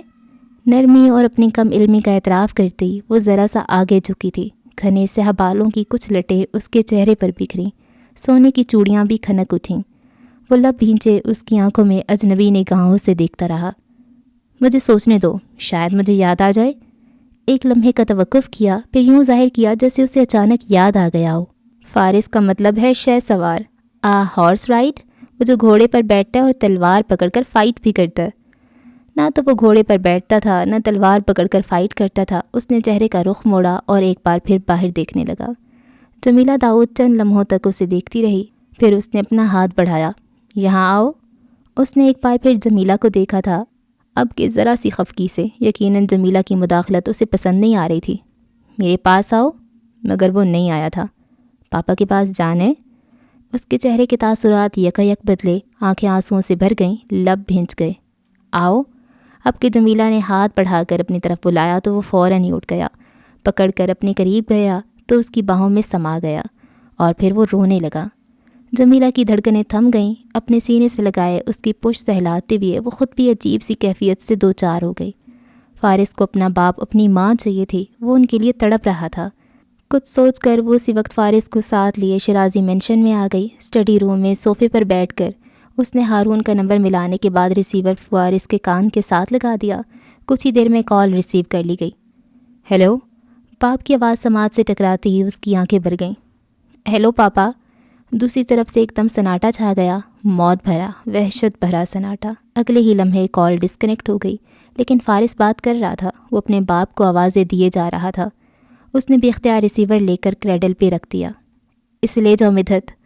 اور خود وہ اسی وقت اٹھ کر اپنے کمرے میں آ گئی تھی۔ اسے سنبھلنے میں کچھ وقت لگا، پھر اس نے ہارون شیرازی کو فون کیا۔ آپ نے اپنے بیٹے سے بات کیوں نہیں کی؟ لہجہ درست تھا، اس کا بس نہیں چل رہا تھا کہ ہارون اس کے سامنے ہو اور وہ اسے جھنجھوڑ کر ہلا دے، لرزا دے۔ تم بابا کے فیصلے کو بھول گئی ہو؟ وہ تھم کر رہ گئی۔ یہ کیسا جواب تھا جو اس نے دیا تھا؟ یہ کیسا عذر تھا جو اس نے پیش کیا تھا؟ وہ ہارون میں فارس کا باپ ڈھونڈ رہی تھی اور بدلے میں اسے کیا ملا تھا؟ عاظم شیرازی کا بیٹا۔ آپ کا بیٹا آپ ہی کے گھر میں سرونٹ کوارٹر میں رہ رہے ہارون؟ اور ہارون نے فون بند کر دیا۔ ریسیور ہاتھ میں لیے وہ اپنی جگہ کھڑی رہ گئی تھی۔ کل تم فارس کو یہاں لائی تھی؟ اگلے دن اعظم کی عدالت میں اس کی پیشی ہو گئی تھی۔ وہ انتہائی غصے میں تھے مگر تحمل سے پوچھ رہے تھے۔ جی، میں ہارون سے اس کی بات کروانا چاہتی تھی۔ اعظم شیرازی نے مٹھیاں بھینج کر خود پر قابو پا لیا تھا۔ تو کوئی بات کی اس نے؟ نہیں۔ ان کے تنے ہوئے اعصاب ڈھیلے ہو گئے، لبوں پر جاندار مسکراہٹ پھیل گئی۔ میں جانتا تھا وہ یہی کرے گا۔ جمیلہ نے سر اٹھا کر انہیں دیکھا۔ وہ بہت مطمئن اور پرسکون دکھائی دے رہے تھے۔ ویسے تم فارس کے معاملے میں اتنی دلچسپی کیوں لینے لگی ہو، حالانکہ اس کے ساتھ نہ تمہارا کوئی رشتہ ہے اور نہ کوئی تعلق؟ آپ کو اس پہ رحم نہیں آتا؟ اس نے الٹا سوال کر لیا۔ رحم؟ وہ استہزائیہ انداز میں ہنسے۔ مجھے نہیں لگتا اس کے ساتھ کوئی ظلم ہو رہا ہے۔ وہ اچھا کھاتا ہے، اچھا پہنتا ہے، اب شہر کے بہترین اسکول میں بھی جائے گا، ورنہ تم سوچو میں اس کے ساتھ کیا کیا نہیں کر سکتا تھا۔ اس سے بڑھ کر اور بڑا ظلم کیا ہوگا کہ آپ نے اپنے پوتے سے اس کی شناخت اور پہچان چھین لی ہے، باپ بھی دور کر دیا ہے۔ ہمارے خاندان کی نسلیں خاندانی شریف عورتوں سے چلتی ہیں جمیلہ۔ اعظم شیرازی کی آنکھوں میں غیظ و غضب کا سمندر ٹھاٹھے مارنے لگا۔ میں نے ہارون کی دوسری شادی کو تسلیم کیا ہے، نہ اس بدچلن عورت کو اپنی بہو مانا ہے۔ کاٹ تار لہجے میں کہتے ہوئے انہوں نے سخت پتھریلی نگاہوں سے اسے دیکھا تھا۔ اب تم جا سکتی ہو۔ انہوں نے دروازے کی طرف اشارہ کر دیا۔ آئندہ میں نہ سنوں کہ تم اس نیچ عورت کے بچے کو اس گھر میں لائی ہو۔ یہ نہ ہو کہ میں کوئی سخت قدم اٹھانے پہ مجبور ہو جاؤں۔ اس نے سر اٹھا کر اعظم شیرازی کو دیکھا۔ وہ دھمکی نہیں دے رہے تھے، اپنے ارادوں سے آگاہ کر رہے تھے۔ جو کہتے تھے اسے کر دکھانے کا حوصلہ بھی رکھتے تھے۔ مزید کچھ بھی کہے بنا وہ بھاری دل کے ساتھ مڑ گئی تھی۔ کوئی فرق نہیں تھا اس کے اپنے باپ بھائیوں میں اور سسر اور شوہر میں، سبھی ایک تھے، طاقت کے نشے میں چور، دولت کے گھمنڈ میں جابر اور متکبر۔ اعظم شیرازی کی تنبیہ کے باوجود وہ اگلے دن خود جا کر فارس کے لیے بے شمار کھلونے اور کپڑے خرید لائی تھی۔ نئے فرنیچر کے ساتھ اس نے پورے کمرے کو بھی اپنی نگرانی میں سیٹ کروایا تھا۔ اس دوران وہ کونے میں کھڑا ٹکر ٹکر اسے دیکھتا رہا تھا۔ کھلونوں کا ایک ڈھیر تھا جو اس کے سامنے رکھا تھا، نئے کپڑے، school bag, colouring box, story books, بے شمار پینسلیں، کلرز، ایک رائٹنگ ٹیبل جس اسٹیکر سے جمیلہ خود ہی سجانے میں لگی ہوئی تھی۔ کمرے میں حقیقی رنگ ہی تو بکھر گئے تھے مگر اس کی آنکھوں میں زندگی کا کوئی رنگ ابھی بھی نہیں ابھرا تھا۔ وہ اب بھی کھنچا کھنچا سا اجنبی نگاہوں سے کبھی جمیلہ اور کبھی ملازموں کو تکتا الماری کے ساتھ کونے میں ہی سمٹ کر بیٹھا رہا تھا۔ اجنبی چہرے اسے وحشت میں مبتلا کرتے تھے۔ انجانا سا خوف بڑھتا تھا تو اس کے چہرے کا رنگ اڑ جاتا تھا۔ کھانا لگا دوں جی؟ مدت نے جمیلہ سے مدد چاہی تھی۔ چھوٹے سے ریک میں کتابیں سیٹ کرتے ہوئے اس نے اس بات میں سر ہلایا۔ اس دن فارس نے دوسری بار ان کے ہاتھ سے بہت سکون اور تسلی سے کھانا کھایا تھا۔ کھانا کھاتی ہوئی وہ کئی بار سر اٹھا کر اسے دیکھ چکا تھا۔ جمیلہ مسکرا دیتی مگر اس کے چہرے پر مسکراہٹ کا کوئی ایک رنگ بھی نہ کھلتا۔ اگلے دن وہ اس کے اسکول بھی گئی، پرنسپل کے ساتھ ساتھ کلاس ٹیچر سے بھی ملی، کلاس روم کا بھی جائزہ لیا۔ پھر اس نے فارس کی حالت کے پیش نظر اس کے لیے جگہ کا انتخاب خود کیا۔ اتنے سارے بچوں میں اس نے ایک گپلو اور بہت زیادہ باتونی بچے کو اس کے برابر بٹھایا۔ وہ فرینڈلی قسم کا تھا، لمحوں میں دوست بنا کر باتیں کرنے لگتا تھا۔ کھڑے کھڑے اس نے جمیلہ سے بھی دوستی کر لی تھی اور چاکلیٹ لے کر ہی ٹلا تھا۔ Your mummy is so pretty, chocolate کا ریپر اتارتے ہوئے اس نے فارس کو بتایا تھا جو اب جمیلہ کو دیکھ رہا تھا۔ جانے سے پہلے ہاتھ ہلا کر وہ ایک بار پھر مسکرائی تھی۔ شاید وہ بھی مسکرائے، شاید اب کہ وہ اپنے احساسات کا اظہار کرے، مگر فارس کے لب باہم پیوست ہی رہے تھے، چہرہ ہر تاثر سے عاری تھا۔ مسکرانا، ہنسنا، باتیں کرنا تو وہ جیسے بھول ہی گیا تھا۔ کچھ وقت درکار تھا اسے، سب کچھ نئے سرے سے، نئے انداز میں اور نئے لوگوں سے سیکھنے کے لیے۔ باپ اور بیٹی کی اس جنگ میں نقصان فارس کا ہو رہا تھا۔ 6 سال کا وہ بچہ ان چند ہفتوں میں کملا کر رہ گیا تھا۔ نفسیاتی طور پہ اتنا ڈسٹرب تھا کہ اس نے بولنا بھی بند کر دیا تھا۔ کھانا وہ بمشکل کھاتا تھا اور اسکول میں بھی کوئی خاطر خواہ کارکردگی نہیں دکھا رہا تھا۔ تھک ہار کر جمیلہ نے آرزو جہانگیر کو ڈھونڈا تھا۔ بہت مشکلوں سے ملی تھی وہ، بہت صعوبتوں سے ملاقات ہو پائی تھی۔ میں شادی کر رہی ہوں، فارس سے متعلق ساری بات سن لینے کے بعد آرزو جہانگیر نے کہا بھی تو بس یہی، کوئی فکر، پریشانی، اندیشہ، ایسا کوئی بھی تو تاثر نہیں تھا اس کے چہرے پر۔ جمیلہ کو دکھ ہوا، کیا وہ ماں تھی؟ کیا وہ واقعی میں فارس کی ماں تھی؟ گھنگریالے سنہرے بالوں کو کیچر میں جکڑے، جینز پر مونگیا رنگ کی اسٹائلش شرٹ میں ملبوس، وہ ٹانگ پہ ٹانگ رکھے، ہیل میں مقید داہنے پیر کو جنبش دیتی بہت مطمئن اور پرسکون بیٹھی لائم جوس سے لطف اندوز ہو رہی تھی۔ میں تم سے تمہارے بیٹے کی بات کر رہی ہوں، اس نے کہا۔ کیا وہ صرف میرا بیٹا ہے؟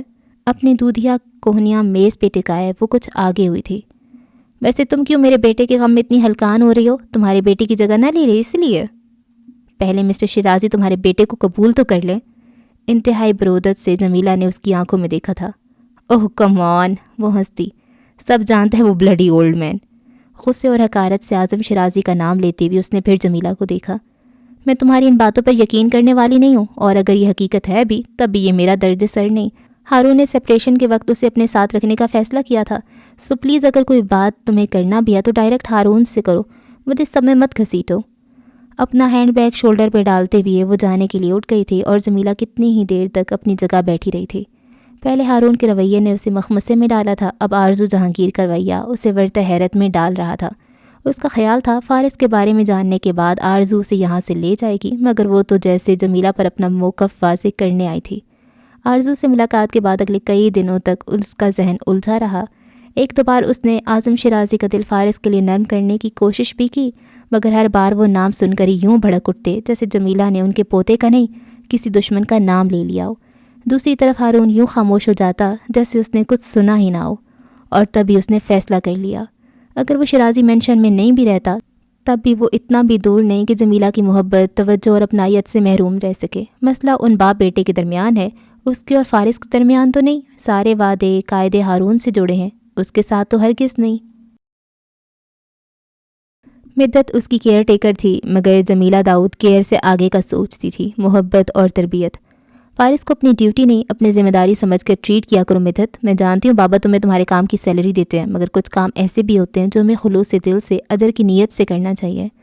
مدت کچھ حیرت سے اپنی مالکن کو دیکھنے لگی۔ جمیلہ فارس وجدان کا شیڈیول ترتیب دے رہی تھی، وہ اسکول لنچ میں کیا لے کر جائے گا، دوپہر میں کیا کھائے گا، شام میں وہ کیا لے گا، یہ سارے معاملات اب وہ خود طے کر رہی تھی۔ کھانا میں گھر سے ہی دوں گی، جو کچھ حماد کے لیے بناؤں گی اس کا ایک حصہ فارس کے لیے بھی ہوگا۔ مگر بڑے صاحب، جمیلہ نے سر اٹھا کر تنبیہ نگاہوں سے مدت کو دیکھا، وہ مؤدب ہو کر سر جھکا گئی۔ کیا شیرازی مینشن سے سروٹ کوارٹرز میں پہلے کھانا نہیں جاتا؟ جاتا ہے جی، مدت کا سر جھکا رہا۔ ضروری نہیں تم ہر خبر اپنے ابا کو دیا کرو، جانتی تو وہ ہر بات تمہارے بڑے صاحب تک پہنچا دیتے ہیں، راز رکھنا سیکھو، ہر بات بتانے والی نہیں ہوتی۔ جی بہت بہتر، مدت نے اس بات میں سر ہلا دیا۔ اس سے پیار اور نرمی سے بات کیا کرو، سختی سے مت پکڑا کرو مدت۔ جی۔ بہت سی تنبیہات اور نصیحتوں کے ساتھ اس نے باقاعدگی سے مدت کو ٹرین کرنا شروع کر دیا تھا۔ وہ خود بھی اب فارس کو وقت دینے لگی تھی۔ میں نہیں چاہتی وہ زندگی گزارے، میں چاہتی ہوں وہ زندگی جیے، وہ اکثر مدت سے کہتی۔ وسیع و عریض رقبے پر پھیلے سرسبز لان پر وہ ہر شام اس کی انگلی تھام کر چلتی جاتی اور وہاں جا کر رک جاتی جہاں اعظم شیرازی کے گھوڑوں کا استبل تھا۔ اعلیٰ نسل کے عربی گھوڑوں کو دیکھتے ہوئے فارس کی آنکھوں میں ہر بار تعجب اور اشتیاق سا ابھرتا۔ ہر بار وہ انہیں ایسے دیکھتا جیسے پہلی بار دیکھ رہا ہو۔ اس کی آنکھوں میں زندگی کا یہ رنگ جمیلہ کو بھلا لگتا۔ وہ مسکرا دیتی، وہ اس کی مسکراہٹ کو دیکھتا، پھر اطراف میں دیکھتی ہوئے بے دہانی میں ہی جمیلہ کی انگلی پر اپنی گرفت مضبوط کر لیتا اور جمیلہ کو اس کی اس حرکت پہ ٹوٹ کر پیار آتا۔ ایک رات جب وہ فارس کو کمرے تک چھوڑ کر گھر آئی تھی تو اعظم شیرازی لاؤنج میں اس کا انتظار میں ٹہل رہے تھے۔ پچھلے 1 ماہ سے جمیلہ کیا کر رہی تھی انہیں سب معلوم تھا۔ اسے فارس کے معاملات سے باز رکھنے کی اپنی سی کوشش کر کے بھی وہ دیکھ چکے تھے، مگر اب جیسے ان کی برداشت ختم ہو رہی تھی۔ میں اگر اسے اڑان کے لیے پر دے رہا ہوں تو مناسب وقت پر لینے کا پورا اختیار بھی رکھتا ہوں۔ میں جس وقت اسے حدود و قیود سے نکلتا دیکھوں گا اسے واپس اس کی اوقات میں لے آؤں گا، مگر جو تم کر رہی ہو جمیلہ اس پر تم بہت پچھتاؤ گی۔ جو کام اجر کی نیت سے کیا جائے اس پر پچھتاوے نہیں ملا کرتے۔ تو تم اجر کما رہی ہو؟ اعظم شیرازی کا لہجہ استہزائیہ ہوا۔ 1 ماہ ہونے کا حق ادا کر رہی ہوں بابا۔ مجھے حیرت ہے یہ تم کہہ رہی ہو۔ سوتیلی ہوں، بے رحم نہیں ہوں۔ اعظم شیرازی آنکھوں میں غضب لیے کھڑے رہے۔ ویسے بھی یہاں سب فارس کو آپ کی ایک جان نثار ملازم کی یتیم بیٹے کی حیثیت سے جانتے ہیں۔ آپ بھی یہی سمجھ لیں کہ میں ایک یتیم بچے کے سر پہ ہاتھ رکھے ہوئے ہوں۔ صدر دروازے سے اندر داخل ہوتا ہارون اپنی جگہ منجمد ہوا تھا۔ یتیم؟ اس کا سانس رکا تھا۔ یتیم، اس کی دھڑکن تھمی تھی۔ عاصم شرازی اگلے کئی لمحوں تک سخت نگاہوں سے جمیلہ کو دیکھتے رہے، پھر انہوں نے ہنکارا بھرا، حماد اگلے ہفتے واپس آ رہا ہے، میں نہیں چاہتا تم اسے اس سب میں انوالو کرو۔ آپ کہنا کیا چاہ رہے ہیں؟ اس نے اچھمبے سے انہیں دیکھا۔ فارس میرے ملازم کا بیٹا ہے، حماد کے علم میں بھی یہی بات آنی چاہیے۔ انہوں نے انتہائی ٹھنڈے لہجے میں بھاری گمبھیر آواز میں کسی حاکم کی طرح حکم سنایا۔ آنکھوں کا تاثر بتاتا تھا کہ اب کہ جمیلہ نے اپنی منمانی کی تو نتائج اچھے نہ ہوں گے۔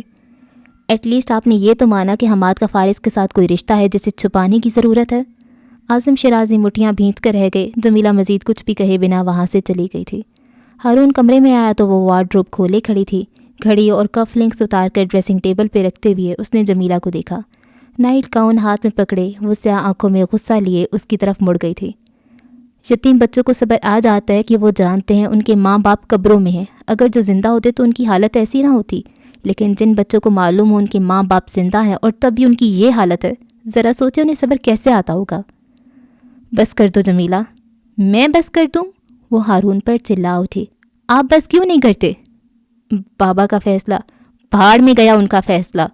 وہ ضبط کھو بیٹھی تھی۔ ہارون شرازی نے آج سے قبل اسے اتنے شدید غصے میں نہیں دیکھا تھا۔ اپنے آپ کو میرے سامنے مظلوم اور بے بس بنا کر پیش مت کرے ہارون، ظالم کی معاونت کرنے والا بھی ظالم ہوتا ہے۔ ہارون کرب کے عالم میں جمیلہ کو دیکھ کر رہ گیا۔ میں یہ سب فارس کے لیے کر رہا ہوں۔ غلط، آپ صرف اپنے لیے کر رہے ہیں، انگلی اٹھا کر اس نے کہا۔ صرف اور صرف اپنے لیے، ورنہ کوئی بھی باپ اس طرح اپنی اولاد کا سودا نہیں کرتا۔ تم سمجھ کیوں نہیں رہی جمیلہ؟ میں نہیں سمجھ رہی؟ آپ اپنے بیٹے کی کیفیت سمجھ رہے ہیں؟ وہ کوئی دودھ پیتا بچہ نہیں ہے کہ چند دنوں میں کسی اور کی گود میں رہے گا تو ماں باپ کا لمس بھول جائے گا۔ اسے آپ یاد ہیں، اسے آرزو یاد ہے، اور یہ یاد اس کے لیے کتنی بڑی اذیت بننے جا رہی ہے، کچھ اندازہ ہے آپ کو؟ ہارون کرب کے عالم میں لب بھینچ گیا۔ تم یقین کرو یا نہ کرو، لیکن میں یہ سب فارس کے بھلے کے لیے کر رہا ہوں۔ اپنے فیصلے پر نظر ثانی کریں ہارون، کہیں ایسا نہ ہو یہ بھلائی آپ کے بیٹے کو بربادی کی طرف دھکیل دے۔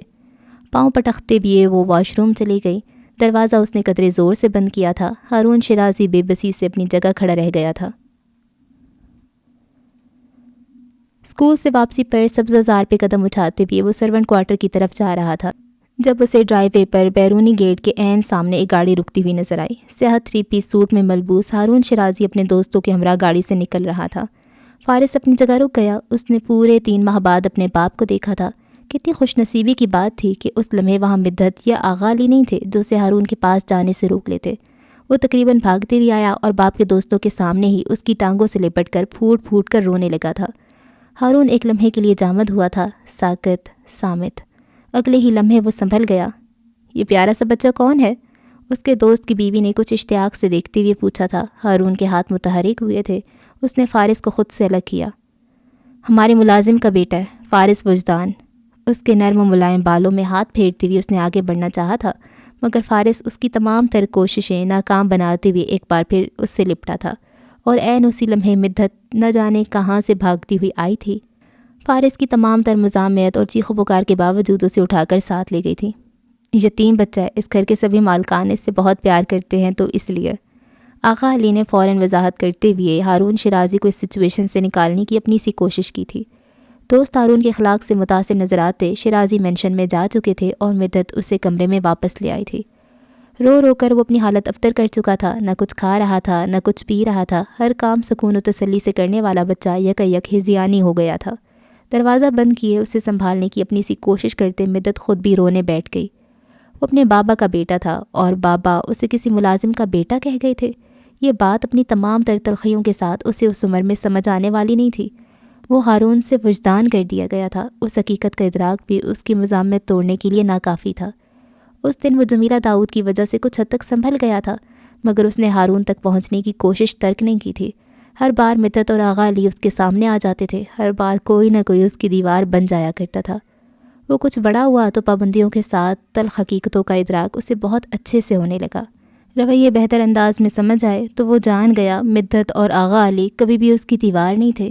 دیوار تو سرے سے تھی ہی نہیں، فقط ایک دروازہ تھا، اور یہ دروازہ اس کا باپ اپنی مرضی اور منشا سے اس پر بند کر چکا تھا۔ مدت کی بہن جانے کہاں سے بلی لائی تھی، اور چونکہ اس کی فارس کے ساتھ اچھی خاصی دوستی ہو چکی تھی تو وہ باہوں میں بھرے تقریباً بھاگتی ہوئی اس کے پاس آ گئی تھی۔ کچھ دیر تک وہ دونوں ہی بلی کے ساتھ کھیلتے رہے تھے۔ اس کے بعد جب وہ کمرے میں واپس آیا تو اس کی طبیعت اچانک ہی بگڑ گئی تھی۔ نم آنکھیں سرخ ہو گئیں، ناک بہنے لگی، چھینکیں، کھانسی کے ساتھ ساتھ اس کا سانس بھی بھاری ہونے لگا۔ اس کے بازو، سینے اور گردن کے پچھلے حصے پر سرخ ریشز بھی ابھر آئے تھے۔ مدت نے دیکھا تو بری طرح سے گھبرا گئی۔ جمیلہ اس روز گھر میں موجود تھی، اسے ہاسپٹل بھی وہی لے کر گئی تھی۔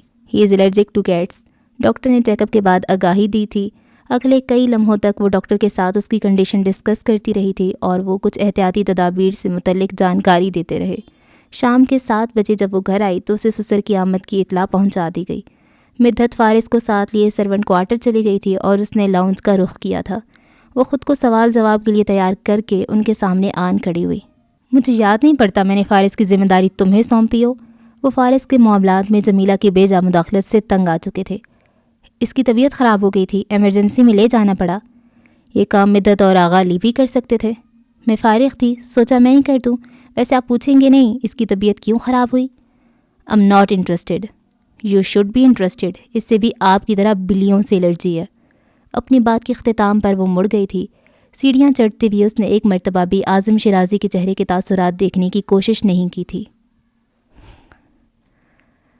وہ باغ میں مصنوعی آبشار کا نظارہ کر کے عقبی دروازے سے شیرازی مینشن کے احاطے میں داخل ہوا تھا تو نگاہ گھوڑے پر سواری کرتے حماد شیرازی پر ٹھہر گئی۔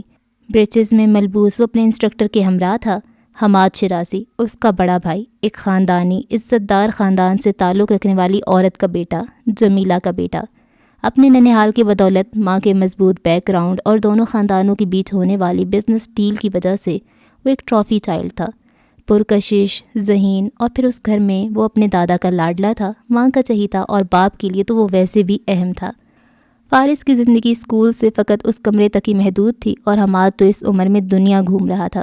وہ اپنے باپ کے سائے میں پل رہا تھا، نہ اس نے کوئی محرومی دیکھی تھی، نہ اپنوں کی جدائی سہی تھی۔ دونوں کا تو کسی صورت کوئی موازنہ نہ تھا۔ اعظم شیرازی کی صحبت کا اثر تھا کہ حماد نے ان کی جیسی شخصیت اور مغرورانہ انداز اپنا رکھا تھا۔ گھر بھر کا لاڈلا تھا تو انداز اور طور طریقے بھی ایسے ہی تھے جیسے وہ کسی مملکت کا شہزادہ ہو۔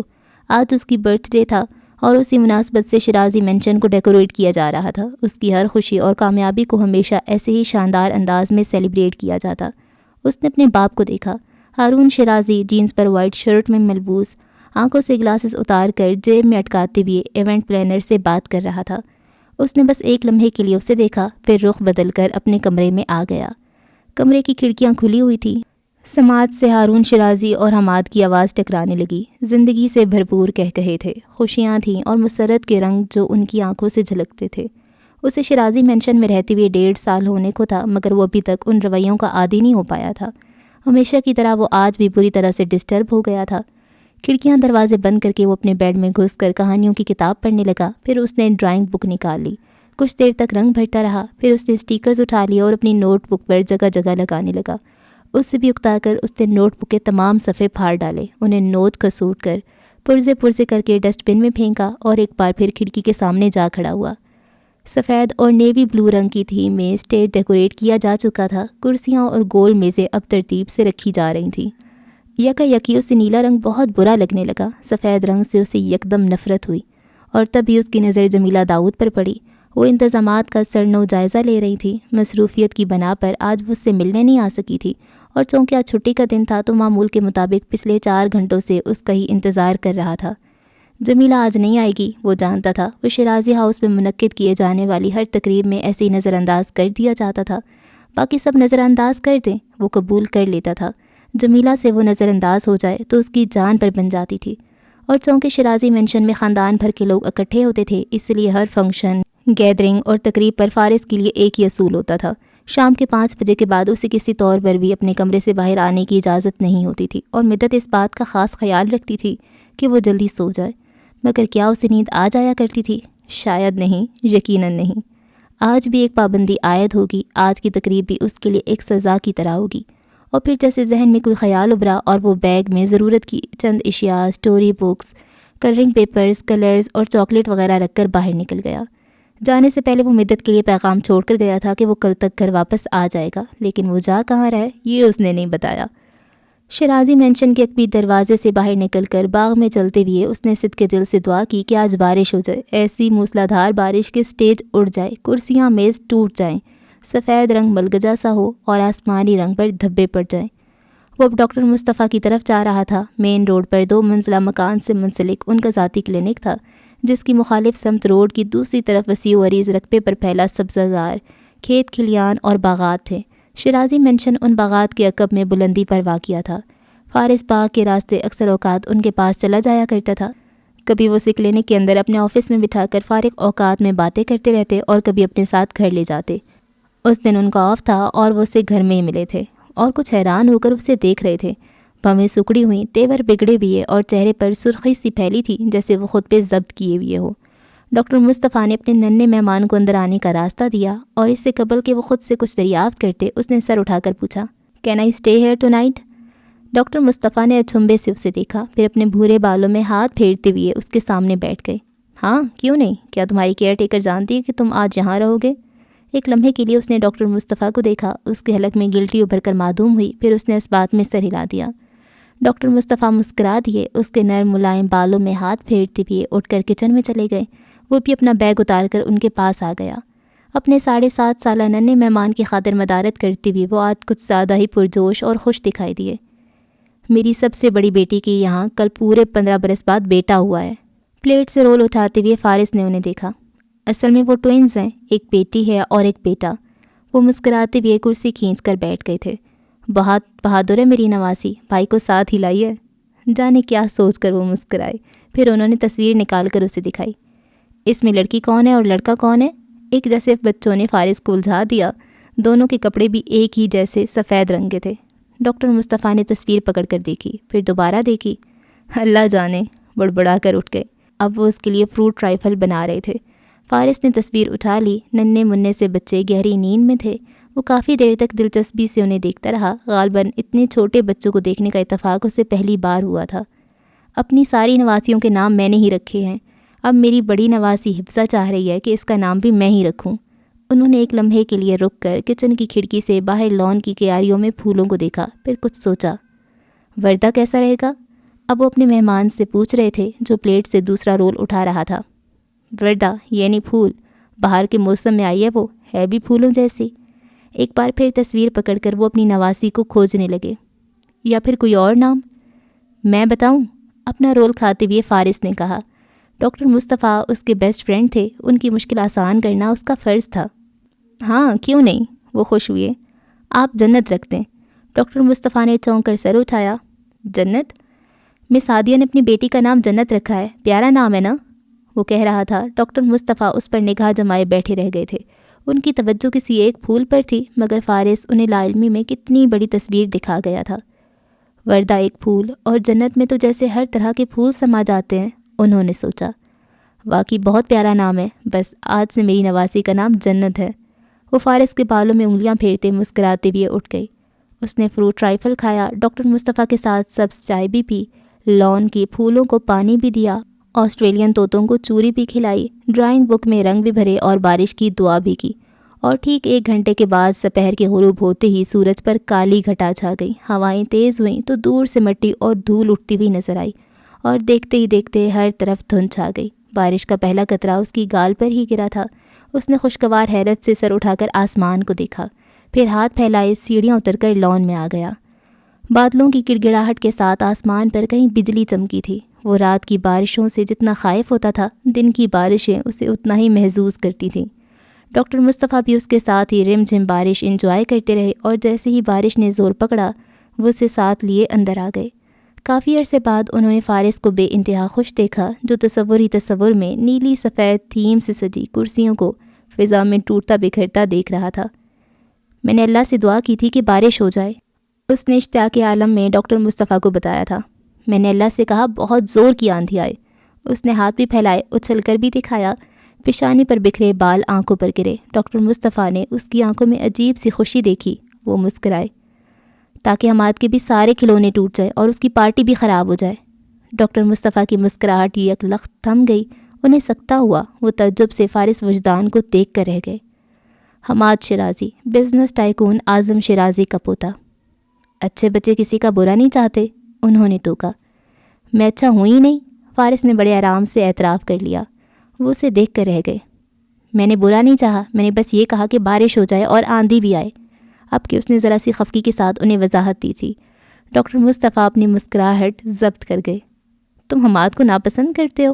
کچھ سوچ کر انہوں نے پوچھا۔ وہ مجھے ناپسند کرتا ہے۔ تمہیں ایسا کیوں لگا؟ جب بھی اس کی ممی میرے پاس آتی ہیں تو اسے برا لگتا ہے، جب بھی وہ میرے لیے کچھ لیتی ہیں تو وہ مائنڈ کرتا ہے۔ ڈاکٹر مصطفیٰ اس کے سامنے پنجوں کے بل بیٹھ گئے۔ وہ براہ راست اب فارس کی آنکھوں میں دیکھ رہے تھے۔ کچھ دن پہلے وہ میرے کمرے میں آیا تھا اور اس نے میری وہ ساری کاریں توڑ دی جو بالکل اس کے جیسی تھی۔ اسے اچھا نہیں لگتا نا کہ اس کی جیسی چیز کسی اور کے پاس ہو؟ سر جھکائے اب وہ شرٹ کے کناروں کو چھیڑ رہا تھا۔ مجھے بھی اچھا نہیں لگتا کہ میرا سب کچھ کسی اور کے پاس ہو، مگر میں تو کچھ نہیں کہتا۔ ڈاکٹر مصطفیٰ جیسے اپنی جگہ منجمد ہوئے تھے۔ ہے تو حیرت کی بات، حماد بابو اس طرح کسی ملازم کے بیٹے کے ساتھ مقابلہ کرتا ہے۔ کام والی ماسی وہاں سے گزر رہی تھی، سنتے ہی بول پڑی، میں ملازم کا بیٹا نہیں ہوں۔ پوری قوت سے وہ اس عورت پر چیخ پڑا تھا۔ جہاں کام والی ماسی سکتے میں آئی تھی تو وہاں ڈاکٹر مصطفیٰ بھی اس کے رویے سے صدمے میں چلے گئے تھے۔ آنکھوں میں غصہ، نمی، بے بسی لیے وہ اس طوفانی موسم میں گھر چھوڑ کر جانے لگا۔ یہ تو ڈاکٹر مصطفیٰ ہی اسے زبردستی پکڑ کر واپس لائے، کام والی سے معذرت بھی کروائی اور اسے کھانے کے لیے بھی رضامند کیا، اور اس کے بعد وہ ایک بار پھر اس کے سامنے بیٹھے تھے۔ وہ شیرازی خاندان کے فیملی ڈاکٹر تھے اور آج سے قبل انہوں نے کبھی بھی ان کے خاندانی معاملات کی جانچ پڑتال نہیں کی تھی، اور نہ ہی وہ ایسا کرنا پسند کرتے تھے، مگر آج نہ جانے کیوں وہ فارس وجدان کے بارے میں اچنبھے کا شکار ہوئے تھے۔ 1.5 سال پہلے یہ بچہ اچانک سامنے آیا تھا۔ وہ اسے کئی بار اٹینڈ کر چکے تھے، کئی بار وہ ان کے کلینک میں ایڈمٹ ہو چکا تھا۔ جمیلہ داؤد اس بچے کا بہت خیال رکھتی تھی، وہ یہ بھی جانتے تھے۔ شیرازی مینشن میں ایک بار فارس کی بابت دریافت کرنے پر اعظم شیرازی نے اس کا تعارف اپنے ملازم کے یتیم بیٹے کے طور پر کروایا تھا، مگر اب تم کس کے بیٹے ہو؟ وہ اب پوچھ رہے تھے۔ کسی کا بھی نہیں۔ وہ ہنوز ناراض تھا۔ ایسا نہیں ہوتا کہ آپ کسی کے بھی بیٹے نہ ہوں، ایسا ہی ہے کہ میں کسی کا بھی بیٹا نہیں ہوں۔ ڈاکٹر مصطفیٰ اسے دیکھ کر رہ گئے، پھر انہیں جیسے مذاق سوچا۔ یعنی تم سیدھا آسمان سے گرے تھے، درخت پہ اگے تھے؟ اس نے بھویں سکیڑ کر انہیں گھورا۔ وہ مذاق کے موڈ میں ہرگز نہیں تھا، اور تب کسی خیال کے تحت ڈاکٹر مصطفیٰ کی مسکراہٹ سمٹ گئی۔ کیا تم واقعی گھر میں سب کو بتا کر آئے ہو؟ مجھے نیند آ رہی ہے، میں سونا چاہتا ہوں۔ وہ سر جھکائے اپنی بیگ کی زپ بند کرنے لگا، اور ڈاکٹر مصطفیٰ کو جیسے ان کے ہر سوال کا جواب مل گیا۔ اس موسم میں تم گھر سے باہر ہو، بخدا اس وقت ان سب پر کیا بیت رہی ہوگی؟ مگر فارس نہیں بتا سکا کہ اس وقت ان سب پر کچھ بھی نہیں بیت رہی ہوگی، کیونکہ وہ سب تو اس وقت گھر کے اندر اپنی خوشی منا رہے ہوں گے۔ ڈاکٹر مصطفیٰ تیزی سے اٹھ کر فون کی طرف لپکے تھے، مگر موسم کی خرابی کی وجہ سے سگنلز کا مسئلہ تھا، کال نہ ہو سکی۔ ریسیور ہاتھ میں لیے انہوں نے خفگی سے فارس کو دیکھا۔ میں آج گھر نہیں جانا چاہتا۔ اس کی آواز آنسوؤں سے روندھی ہوئی تھی۔ ڈاکٹر مصطفیٰ گہرا تنفس لے کر رہ گئے تھے۔ وہ رات جو اس کے لیے آسان سی تھی، وہ جمیلہ داؤد کے لیے کسی قیامت سے کم نہیں تھی۔ اعظم شیرازی کے گارڈ اس خطرناک موسم میں اسے کہاں کہاں نہیں ڈھونڈ رہے تھے۔ حماد کا پارا چڑھ گیا تھا۔ پہلی بارش اور آندھی نے اس کا موڈ خراب کیا تھا، اور اب کسی ملازم کے بیٹے کے لیے اس کی ماں باپ کی فکر مندی نے اسے شدید غصے میں مبتلا کر دیا تھا۔ کیک کاٹا جا چکا تھا، گفٹس لیے جا چکے تھے، مہمان اس وقت ڈائننگ ہال میں کھانا کھا رہے تھے، اور اس کی ماں متفکر سی لاؤنج میں چکراتی پھر رہی تھی، اور اس کے پاپا تو اسی وقت گھر سے نکل گئے تھے جب انہیں فارس کی عدم موجودگی کی اطلاع ملی تھی، جبکہ اعظم شیرازی نے اس خبر کا کچھ خاص نوٹس نہیں لیا تھا۔ وہ مہمانوں کو چھوڑ کر بھی نہیں اٹھے تھے۔ اگلے دن صبح سویرے ہی ڈاکٹر مصطفیٰ نے فون پر فارس کی اطلاع پہنچائی تھی، اور جمیلہ اسی وقت ڈرائیور کے ساتھ ان کے گھر آ گئی تھی۔ کمرے کا دروازہ کھول کر جب وہ اندر داخل ہوئی تو فارس سامنے ہی اپنے بیگ میں کتاب رکھتا دکھائی دیا۔ آہٹ پہ رک کر اس نے جمیلہ کو دیکھا اور اپنی جگہ رک سا گیا۔ جمیلہ کی آنکھیں سرخ تھیں، چہرہ زرد تھا، فکر، خوف اور پریشانی انگ انگ سے عیاں۔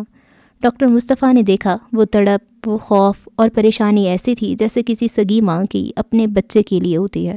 اس نے فارس کو بازو سے پکڑ کر پہلے تو خوب ڈانٹا، پھر رونے لگی، اور روتے ہوئے اسے بھینچ کر گلے سے لگا لیا۔ کیوں کیا اس طرح؟ تمہیں معلوم تھا میں پریشان ہو جاؤں گی، پھر بھی؟ I am sorry. اس نے لبوں کو جنبش دی، وہ بمشکل اپنے رونے پر قابو پائے ہوئے تھا۔ وعدہ کرو تم آئندہ کبھی بھی اس طرح نہیں کرو گے؟ چہرہ ہاتھوں میں لے کر اس نے کہا، بتائے بغیر کہیں نہیں جاؤ گے، کبھی گھر نہیں چھوڑو گے؟ وعدہ، وہ کہہ رہا تھا۔ اس نے جمیلہ کو پہلی بار روتے دیکھا تھا، وہ اس کی وجہ سے روئی تھی، اس خیال سے اسے دکھ پہنچا تھا۔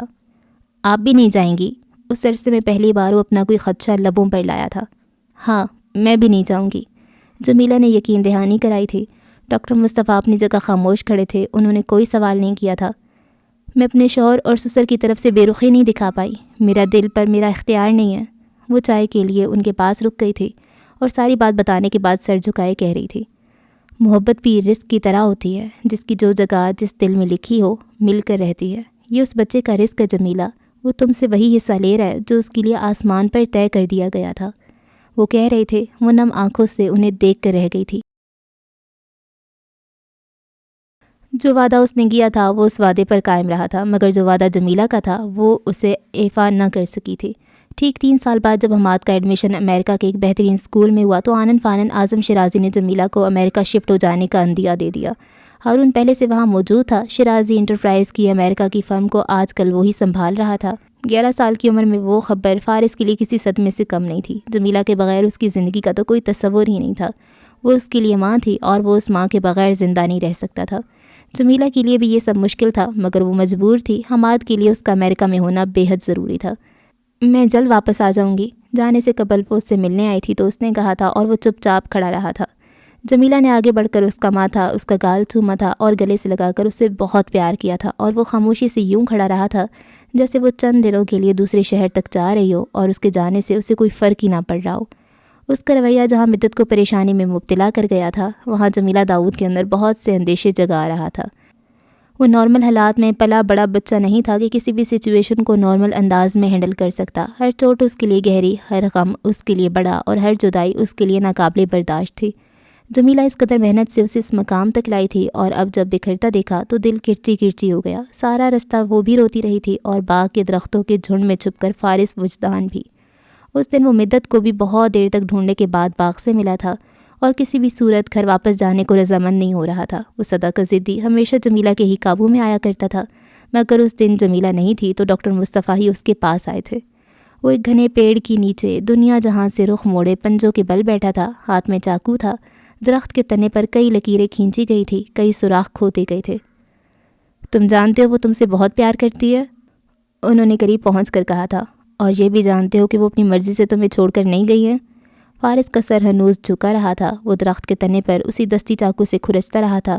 گھٹنوں پر، جوتوں پر جگہ جگہ مٹی لگی تھی۔ انہوں نے آگے بڑھ کر اسے کندھوں سے پکڑا تو وہ رک گیا، رخ موڑا تو وہ اپنا سر مزید جھکا گیا، مگر وہ دیکھ چکے تھے، وہ آنسوؤں سے بھری ہوئی اس کی سرخ متورم آنکھیں دیکھ چکے تھے۔ اس کا چہرہ لال ہو رہا تھا، اس کے ساکت لبوں پر شکوے دھرے تھے، اس کی خاموشی چیخ چیخ کر ایک اور ظلم پر احتجاج کر رہی تھی۔ انہوں نے اس کے چھوٹے چھوٹے ہاتھ اپنے ہاتھوں میں لے لیے، انگلیوں پر جا بجا چھوٹے چھوٹے کٹ لگے تھے، اور درخت کے تنے کا جو حشر تھا وہ تو ان کے سامنے ہی تھا۔ ایسے ہتھیار کو کسی صورت ہاتھ میں نہیں لینا چاہیے جو خود آپ کو بھی زخمی کر دے۔ انہوں نے چاقو لے لیا، اسے برابر میں اپنے گھٹنے پر بٹھا لیا۔ مدت قدرے فاصلے پر بلندی سے انہیں ہی دیکھ رہی تھی۔ انہوں نے ہاتھ ہلا کر اسے جانے کا اشارہ کر دیا تو وہ ان کی موجودگی سے کچھ مطمئن ہو کر چلی گئی۔ اس سے درخت نہیں کٹ سکتا۔ میں درخت کاٹ نہیں رہا تھا۔ تو کیا کر رہے تھے؟ وہ چپ رہا، نظریں جھکی رہیں۔ آنسوؤں کی لکیریں پھر سے نمایاں ہوئیں، مگر اس کا ضبط کمال کا تھا۔ وہ رو رہا تھا مگر ظاہر کرنا چاہتا تھا کہ وہ رو نہیں رہا۔ اسے جمیلہ داؤد کے جانے کا کوئی غم نہیں، اسے سرے سے کوئی فکر، کوئی پرواہ ہی نہیں، مگر اس کا چہرہ، اس کے تاثرات، اس کی آنکھیں۔ بھلا وہ غم بھی چھپائے جا سکتے ہیں جو آنکھوں میں بس جاتے ہوں؟ تم تو اتنے پیارے، اتنے ہمت والے، اتنے صبر والے بچے ہو۔ انہوں نے اسے باہوں میں بھر کر خود سے لگا لیا۔ وہ انہیں بتانا چاہتا تھا کہ وہ بہت برا ہے، تبھی تو اس کے ساتھ اتنا برا ہو رہا ہے، مگر وہ کہہ نہ سکا۔ ضبط ٹوٹا تو سسکیاں ہچکیوں میں بدل گئیں۔ وہ ان کے کندھے سے لگ کر رویا تو پھر چپ نہ ہوا۔ کتنی ہی دیر تک وہ اسی گھنے سایہ دار شجر کے نیچے بیٹھے اس کی پشت سہلاتے رہے، اسے تسلی اور دلاسے دیتے رہے، اسے یقین دہانی کرواتے رہے کہ وہ اسے چھوڑ کر نہیں گئی ہیں، وہ جلد آ جائیں گی۔ مگر فارس وجدان کو لگتا تھا کہ اس کے پاپا، اس کی ماما کی طرح جمیلہ داؤد بھی کبھی واپس نہیں آئیں گی۔ اچھا جی، اس قسط کو ہم یہاں پر ختم کرتے ہیں، اور آئی ایم سو سوری اتنے لمبے گیپ کے بعد آپ کو نیکسٹ ایپیسوڈ مل رہی ہے۔ میری طبیعت خراب ہو گئی تھی، میرا گلا خراب ہو گیا تھا۔ اچھا، گلا خراب ہونا کوئی اتنی بڑی بات نہیں ہوتی، لیکن ہمارا جو نریشن کا کام ہوتا ہے وہ ٹوٹلی گلے پہ ڈیپینڈ کر رہا ہوتا ہے۔ تو وہ گلا کچھ ٹھیک ہو بھی گیا تھا تو نریشن اچھی نہیں ہو رہی تھی، اور ابھی بھی مجھے نہیں لگ رہا کہ میں اپنا 100% دے رہی ہوں، کیونکہ ویسی نہیں ہو پا رہی ہے جیسے میں چاہ رہی تھی۔ خیر، اب کریں گے، کوشش کرتے رہیں گے تو شاید بیک ٹو نارمل ہو جائے، لیکن اتنے لمبے انتظار کے بعد میں تو اسے معذرت ہی کر سکتی ہوں، اور شاید آپ بھی اس صورتحال کو سمجھنے کی کوشش کریں گے اور ہمیشہ کی طرح مجھے سپورٹ کریں گے. آپ سب کا بہت شکریہ. اور اس ناول کی اگر بات کریں تو یہ فارس تھا یار، اور یہ اس کی سگی ماں نہیں ہے مسز شرازی، وہ جمیلہ شرازی مسز شرازی ہیں. اور یہ جنت کہاں چلی گئی ہے؟ مجھے تو صحیح سے یاد نہیں آ رہا پچھلے ایپیسوڈز میں کیا ہوا تھا، پر جنت کی جب چچی آئی تھیں انہوں نے بہت شور شرابہ کیا تھا، تو جنت گھر چھوڑ کے چلی گئی تھی سوسائڈ کرنے کے لیے، ہے نا. اور جنت کے جو نانا ہے وہ ڈاکٹر مصطفیٰ ہے. عجیب اتفاق ہے نا، مزہ آئے گا آگے، ہے نا. چلے جی، اگلی قسط میں ملاقات ہوگی، تب تک کے لیے دعاؤں میں یاد رکھیں. اللہ حافظ.